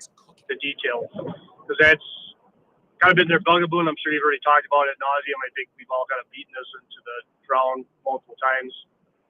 If they're going to win Sunday, they're going to have to be very smooth on offense. No herky-jerky, no drop passes from Dontavian Wicks on a 3rd and 6 where he's past the sticks and could keep a drive going, and then all of a sudden you turn the ball over. You start feeling that momentum change. So that's really what they're going to have to do on Sunday. And I know that's not really a hot take per se, but I'm wondering from your perspective, Greg, because you probably thought about this longer than I have during your Call of Duty sessions. Do you think LaFleur's got anything kind of dialed up on the offense where he's been holding it back? God, I hope so. Where he's going to kind of try to maybe not do one of these, like you and Bill were talking about this week, like those jet sweeps. They've been pounding those down our throat all season long, and Jayden Reed getting stuffed when they're down inside the 20, and he's trying to use them on a jet sweep. I just wonder if he's going to try to pop him out on some sort of like circle route into the mid defensive backfield where everybody's like, oh, this is going to be another one of those lame ass sweeps, and all of a sudden he's running 35 yards for a touchdown. Psych. Yeah. Psych. Surprise. This is what we've been setting up all season, but like the punt return with the Packers, what they missed with the Bears, kind of lull people to sleep. Well, and I hope so, Corey, especially the play action stuff. That's a good call. I hope that Matt LaFleur maybe just simplified things against the Saints a little bit. Vikings, that's different. And maybe against the Bears, I don't know. I just don't think he had a good game at all against the Bears in any way, form or fashion. I hope that they let loose some play action stuff, because I don't break down the old 22, but a lot of people who do tell me that this team drastically underutilizes play action. The Bukowskis of the world tell me that. And while Bukowski needs to stop forcing DVOA down everyone's throat, I think he's probably right about the play action. So I don't understand. Jordan Love's been effective at it. You line up under center, like he's good at it. So maybe that would probably be my first thought, Corey, if they were holding anything back. Hopefully we see a little bit of that on Sunday, because it's typically effective when they use it. They just don't use it very often. 608-321-1670, Wisco Sports Show. Who's this? Ridge Runner Mark, how we doing, sir? I'm excellent, Ridge Runner Mark. How about you? Not too shabby. Building on your talk about, do we need a number one wide receiver? Yes. And that we haven't seen them really kind of progress and kind of, move one of them to kind of move ahead of the pack, so to speak. I wonder if part of that is because the offense has evolved to be, I don't want to say run heavy, but I get the feeling like if this offense is really clicking, they're feeding it to Josh Jacobs or Brooks, or I can't think of the third guy, and Jordan Love is just Wilson, is just hitting the open guy, isn't pushing the ball down the field, and you don't need a number one wide receiver. You just need guys to catch the ball. So, or if a guy's having a good game, it's only 2 catches for under 100 yards and maybe a touchdown, or you don't see the prototypical number one wide receiver, 6 catches for 130 and a couple touchdowns. Mm-hmm. That kind of makes sense? Yeah. What do you think of that?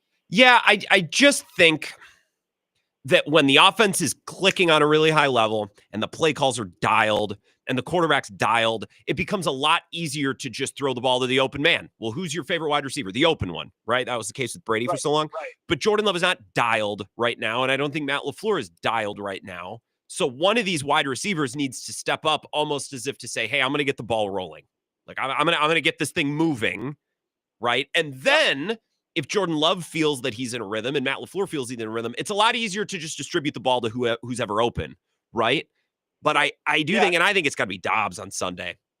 Like, Jordan Love has to help the wide receivers get in a rhythm by hitting him in the hands, and the wide receivers need to help Love get in a rhythm by making some plays and getting the ball rolling on offense. I think if a spark can happen either from quarterback, wide receiver, play caller, from wherever, it gets a lot easier to get the rest of the operation moving, and the whole operation's kind of been stuck in the mud the last month.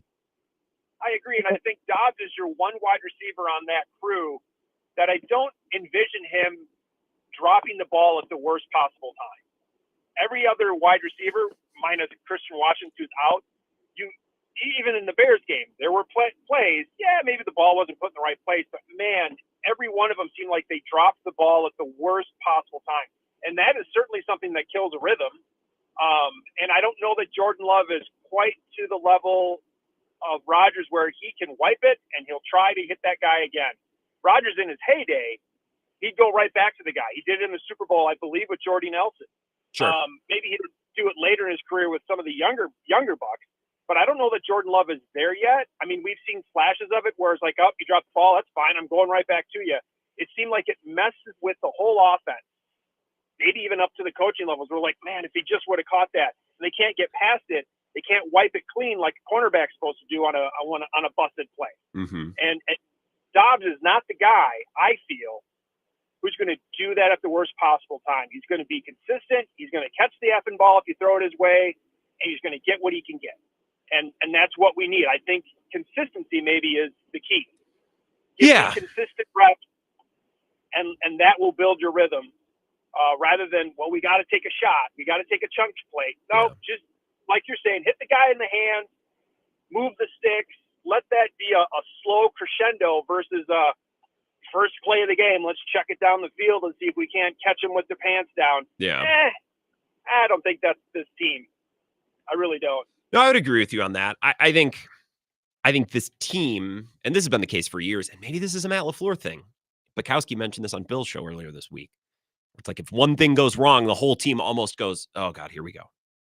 Right? If they don't get off to a fast start or if someone fumbles or if someone drops a pass. So they need to be a little bit more resilient, a little bit mentally tougher with that, too, because guess what? Drops are going to happen. And every once in a while, a guy's going to fumble. Remember when I think it was Ryan Grant fumbled in the beginning parts of that Seattle game in 2008? It's like, oh, here we go. And then the Packers were fine. There was plenty of game left. They came back and they stomped them. Same with the Atlanta game in 2011. Like, I think Greg Jennings had a fumble earlier in that one. And I think the Falcons had a long kick return, too. He was like, that's fine. There's 3.5 quarters left. And I think this Packers team needs to be a little bit more big picture and a little bit more resilient for early mistakes, too, instead of thinking, oh, here we go again. Here we go again. Well, guys, it's a long game. You can overcome mistakes. You try to make fewer mistakes, but mistakes do happen. You got to be able to overcome them. 608-321-1670. One more call, and then we'll go to break. Wisco Sports Show. Who's this? This is Clyde in Colfax. Clyde, what's going on, Clyde? How are you? I'm doing good. Grant. Yeah, there's no doubt the Packers have, I don't want to say mistake prone on offense, but it seems like at different points in the year, it seems like it's always kind of something. And I think the numbers kind of bear that out to an extent as well. But the Packers are the second most, I think, a couple weeks ago, I think they were the second most run-heavy team. And I think each mistake is kind of magnified when you do that because the drives, the number of drives are limited. So when you get that false start or when you get that drop, it seems like it's harder to, to make up for in the long run because, the Packers could be offensively dominant and only score 27 points when you're having 6 and 7 minute drives eaten up by Josh Jacobs. So there's no doubt the Packers have kind of shot themselves in the foot at different times this year. But for one, I think each mistake is magnified. And I think that's something you do need to consider when you do a run-heavy team is we have to be completely buttoned up here. And the way they call penalties in the league, it's hard. It's difficult to do that without a drive-killing holding penalty. You run the ball 9 times, you know what? One of the zebras is going to see something and say, I haven't called a penalty here in a quarter here. I better throw the flag. Yeah, and that's why explosive and Clyde, that's why explosive plays are necessary, right? Because it's difficult to live in that world where every touchdown drive is 12 plays long, right? Like you need some freebies, you need some easy ones too, because even if you're running the ball well and you're methodically going down the field, well, who's to say a 10-yard penalty doesn't happen? And sometimes it's a bad call. Sometimes you could be playing really well and still get stuck with a penalty or a little bit of bad luck. You need to be able to score or put together some explosive plays as well. So every drive isn't 12 plays long. So I think that's this dance, this balance that Matt LaFleur needs to try to find. They're a run-first team, and Josh Jacobs definitely needs some touches, but you also need to figure out how to work in shots and to try to create explosive plays different way too. And I think that's this team's struggle over the last month. They become like Jordan Love has been neutered a little bit, and I think that's okay to an extent because they're a run-first team, but you still need to find some ways to take explosive shots down the field. Yeah, there's no doubt. The wide receivers need to make big plays. Jordan Love needs to do it. And I guess it kind of, like you said, it seems like it's kind of devolved as the season's gone on, where there was big plays early on, and it seems to have kind of, I don't want to say dried up, but it seems to be more contingent on Josh Jacobs. And it's almost, I hate to say it, it's not like Jordan Love is a bad quarterback like the Wisconsin Badgers have had for a long time, but it's kind of that same kind of ground and pound system. Everything has to work well. You have to be really good in the red zone. You have to finish drives with touchdowns. Field goals aren't good enough. You can't dominate a quarter and only score 3 points. Well, and I think Jordan Love is better and more dynamic than – I appreciate it, Clyde. Thanks for calling from Colfax. I think Jordan Love's better than all those Badgers quarterbacks, but the analogy is a good one because those Badgers offenses, limited, had a narrow path to victory. Can't afford mistakes, can't afford missed opportunities. One little step backwards kills you, right? And I think the way that this Packers offense has been operating, run first, ground and pound, low and slow, you get one holding penalty, you're cooked, right? You need some explosive ability to overcome that. And I know they have it in them because Jordan Love is great at creating explosive plays. And the Packers have done a good job of that, right? They haven't been able to balance that with the running game over the last month in a way that comes together in a cohesive, kind of productive offense. That's the challenge on Sunday. Not to mention, of course, defensively, they have plenty of challenges as well. Keep the phone calls coming. 608-321-1670. We'll continue the Wisco Sports Show next. This is the Wisco Sports Show with Grant Bills on the Wisconsin Sports Zone Radio Network.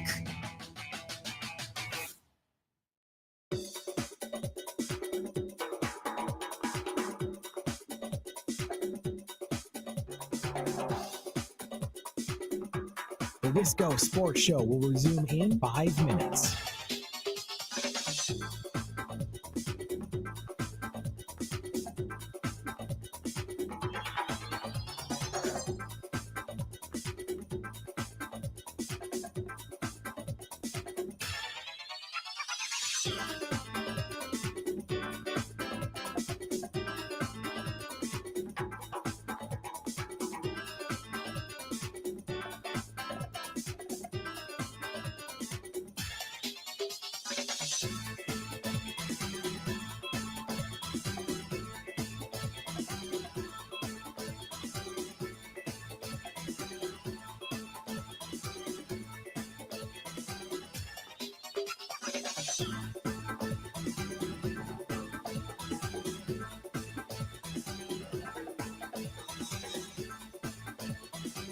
The Wisco Sports Show will resume in 4 minutes.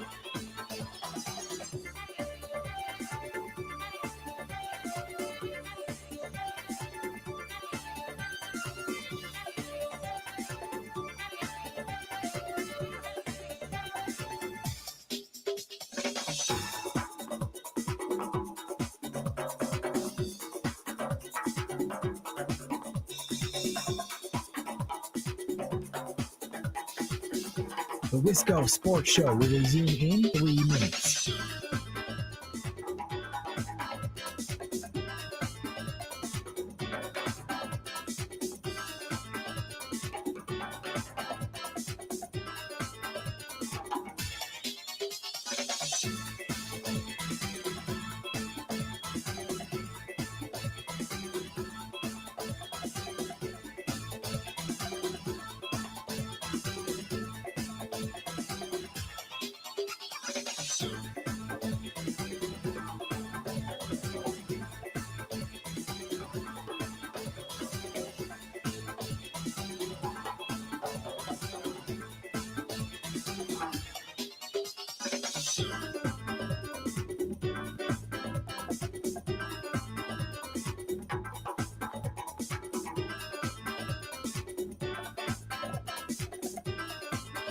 The Wisco Sports Show will resume in 2 minutes.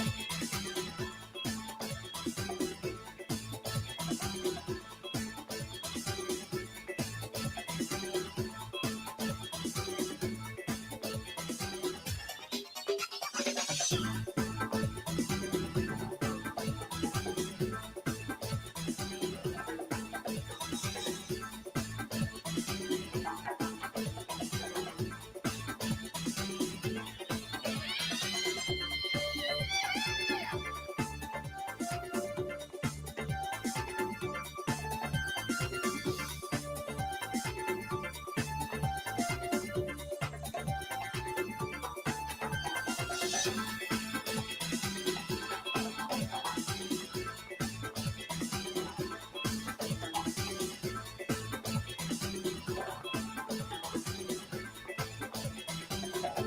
Wisco Sports Show will resume in 1 minute.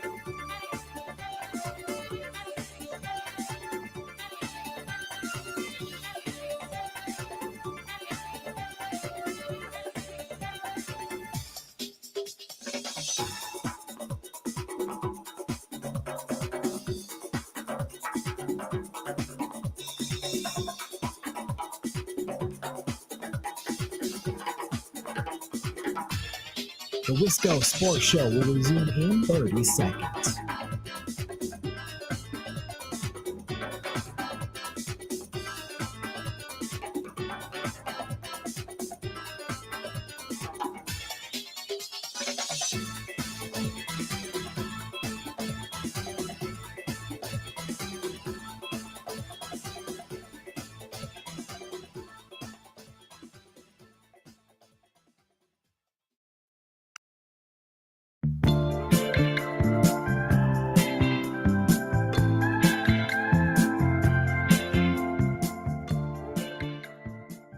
Wisco Sports Show.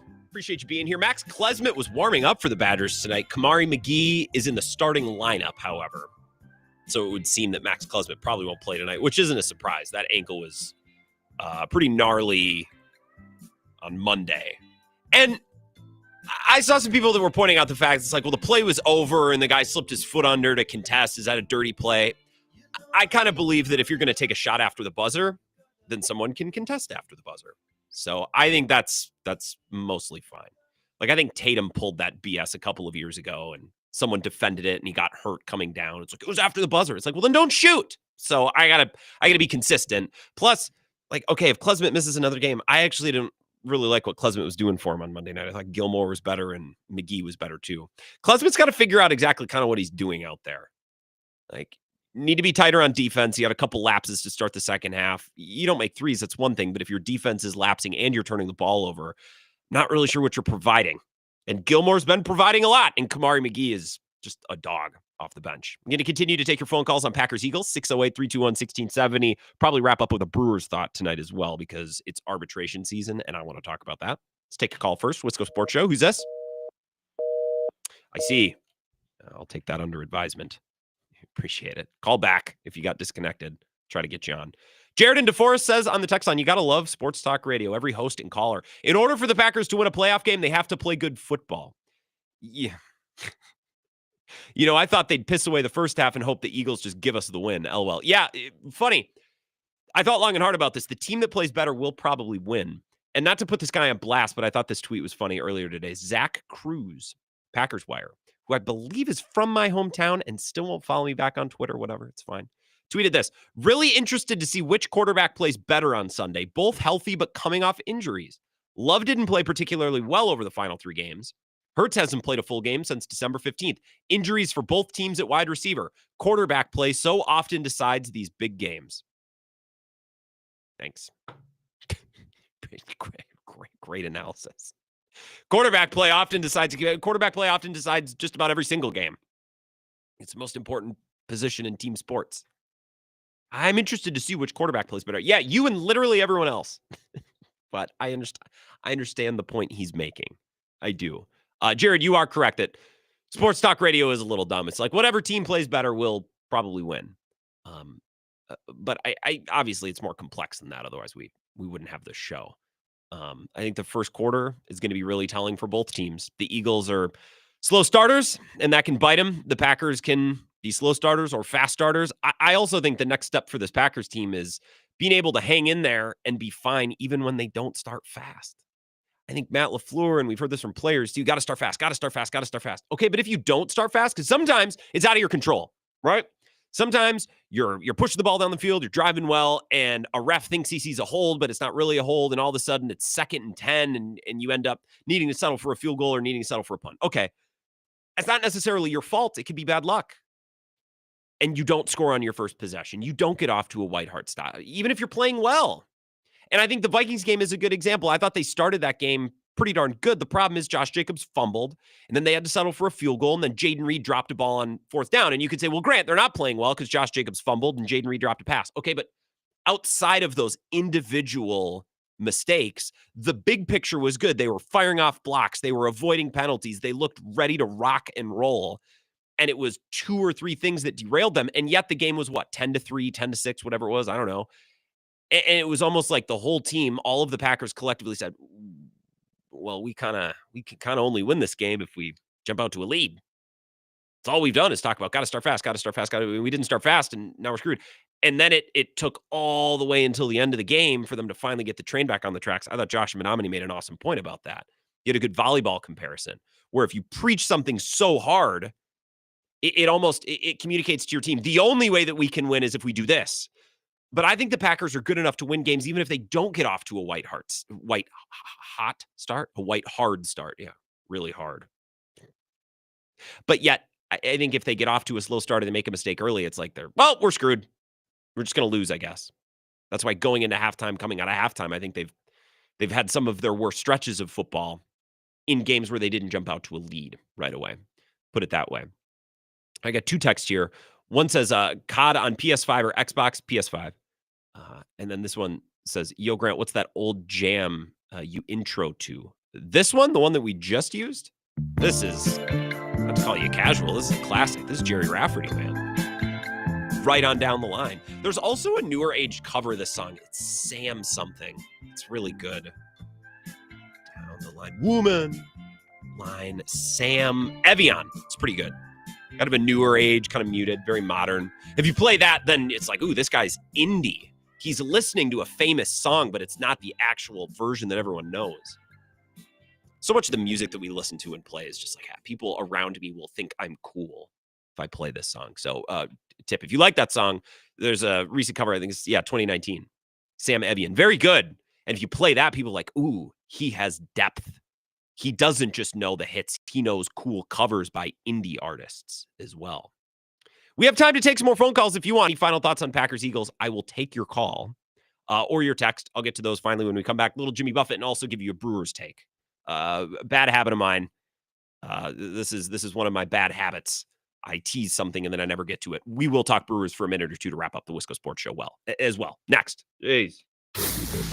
This is the Wisco Sports Show with Grant Bills on the Wisconsin Sports Zone Radio Network.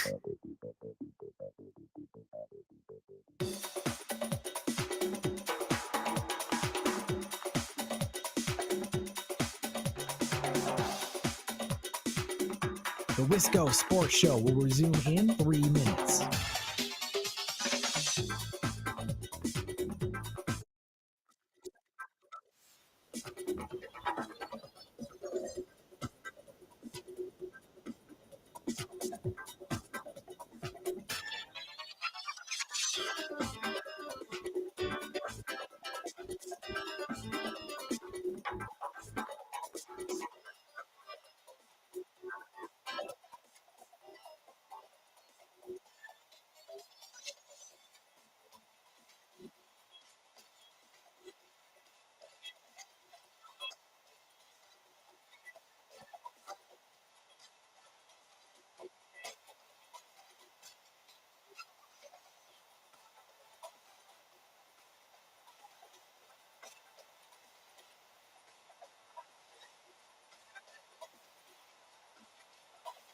Sports Show will resume in 2 minutes.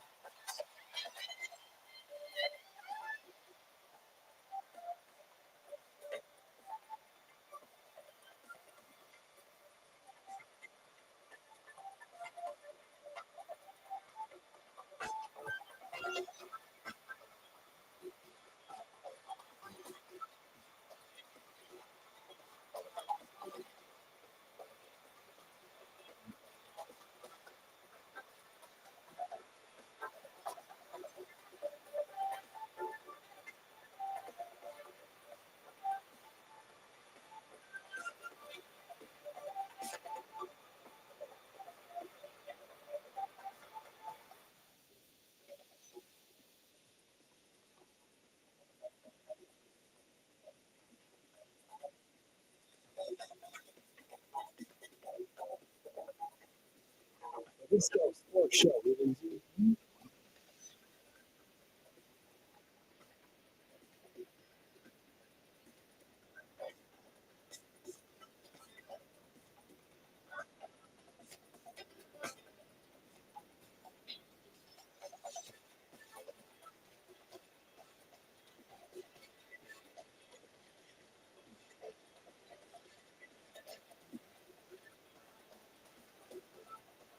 Wisco Sports Show. We resume in 30 seconds.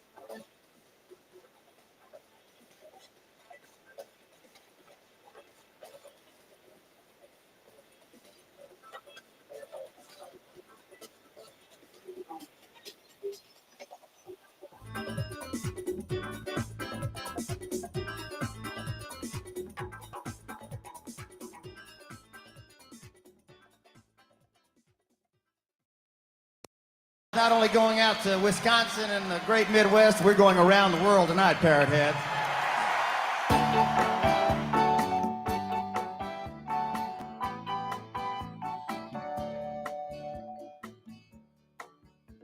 Fins up. It's Friday. Thank you for listening. We got night 2 of, 5 straight nights of playoff football. 2 college football playoff games. 3 straight nights, days and nights of NFL playoff games, including the Packers on Sunday, which we've been talking about. I'm going to take 1 or 2 more calls and then give you a Brewers thought. They're taking William Contreras at this moment in time to arbitration, and I love it. I'll explain in a moment. Let's take a call first. 608-321-1670. Wisco Sports Show. Who's this? Eric on I-90. Eric on I-90. Good evening, Eric. Now, were you a Jerry Rafferty fan back in the day? I bet you were.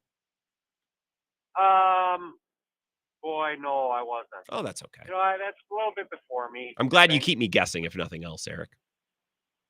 So I'm pretty straight down the middle, Pink Floyd. That's about it. I like that.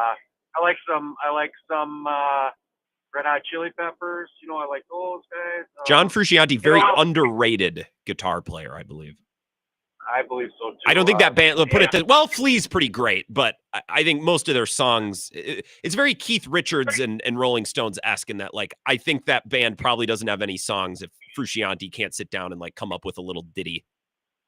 Right, and their drummer is great as well. I mean, so it's a really good band. There's all kinds of them that I like. Yeah. So you brought up something earlier. I was listening at work.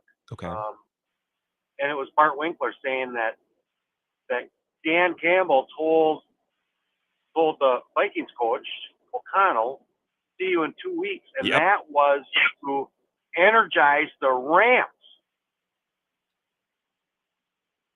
Was that what that was for? Yeah, I think he did that on purpose, very clearly in front of the cameras to give bulletin board material to another team to make the Vikings' life more difficult this weekend. Well, why would he do that? Because he just stomped the Vikings. True. I also think the Vikings are better than the Rams. The Rams are a trendy pick, but Matthew Stafford's not playing well. Cooper Kupp seems old. I think the Rams are good, not great. I think the Vikings, if Sam Darnold just hit some throws in that Detroit game, they're right there. You are right. I mean, he just, and there could be some blame on the offensive line in that one too. They did not do the greatest of jobs. But anyways, seeing how I'm a Viking fan, of course, I'm not going to really be rooting for the Packers, but it's a rough one because I don't like that Sirianni either. You don't like that Sirianni guy? I don't like that Sirianni. When I look at the old 22, he's just, when I see his face, what I think of is I think the next thing he's going to do is he's going to go throw Steve Buscemi in a wood chipper. That's the guy he reminds me of. Yeah. Yeah. Doesn't he a little bit? That guy from that Fargo movie? Yeah. He kind of looks like that. Have you, by the way, do you watch Landman? I have not watched Landman yet, but I've heard it's good. I feel like I want to watch it. That Jerry Jones cameo, I don't know if you've seen it, but that makes me want to watch the show, and it actually makes me, I think, like Jerry Jones more, too. Just unbelievable acting. People are talking about Jerry Jones like he's going to sell the team or something. Why would he sell the team? Why would he do anything different than what he's doing? No. He can do anything. He's a billionaire, man. Mm-hmm. He's a, the difference between a millionaire and a billionaire? $1,000 million? Oh, did we lose you, Eric? Oh, son of a gun. Well, I think what is $1 billion is 1,000 million, right?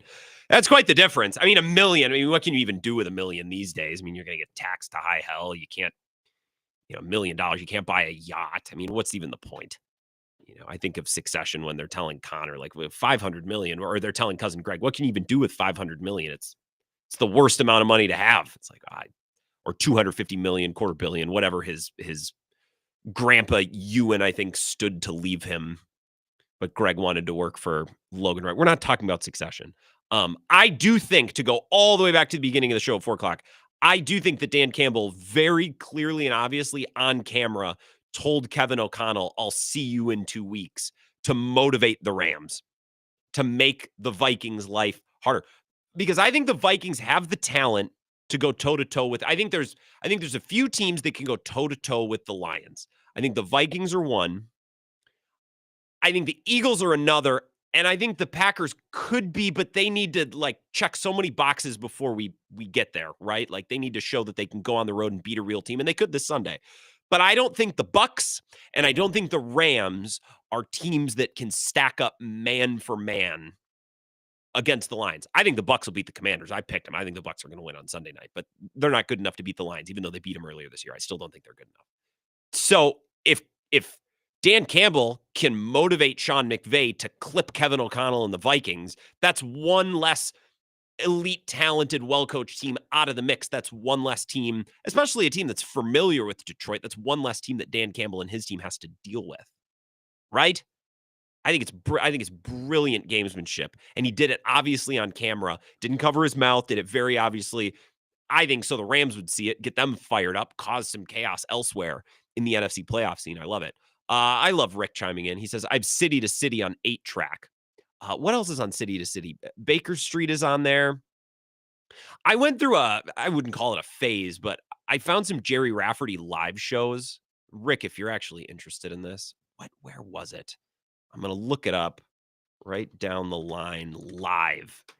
Because Jerry Rafferty, what I learned is he didn't really like to perform live. Here it is. It's on YouTube. The whole show is on YouTube. The audio is on YouTube. And it's at the Playhouse Theatre in Edinburgh. Is that in Ireland, I think? In 1993. And it's cool. It's a really cool show. Like, it's arranged. And he does, obviously, like, all of his hits from City to City and stuff. But Jerry Rafferty, an interesting cat. At one point, they didn't even know where he was. He was this, estranged alcoholic who was just this loner. They didn't even, it's like, I think at some point, folks were like, I think he's somewhere in Southern Ireland. Like, he just disappeared. He liked making music, but he didn't like performing. Right? Very, very interesting. So Jerry Rafferty is an interesting. I didn't know, Rick, and I'm sure you guys all know this. This was the biggest revelation. I love reading Wikipedia. The biggest revelation that I had going through a Jerry Rafferty phase this summer was that he was the lead singer in Steelers Wheel. I had no clue. And some of you, there's two crowds of people listening right now. Half the people are going, duh, and the other half are going, no way. I guess that does sound like him. I never would have put that together. I never put it together either. Isn't that funny? My whole life, we all love the song Stuck in the Middle with You. We all love the song Baker Street and Right on Down the Line. Never put two and two together. And some of you, Rick and Spencer's probably like, yeah, Grant, we know. It's obvious. Everyone knew that. Interesting. Enjoy Packers-Eagles on Sunday. Maybe we'll talk Brewers and arbitration on Monday. I knew it was a long shot tonight because Packers-Eagles is just so much bigger. Playoff football's bigger than everything else. Have a great weekend. Enjoy all the football. I'll be back on Monday at 4. Talk to you all then. What can we say? Thank you all very much. You sure make a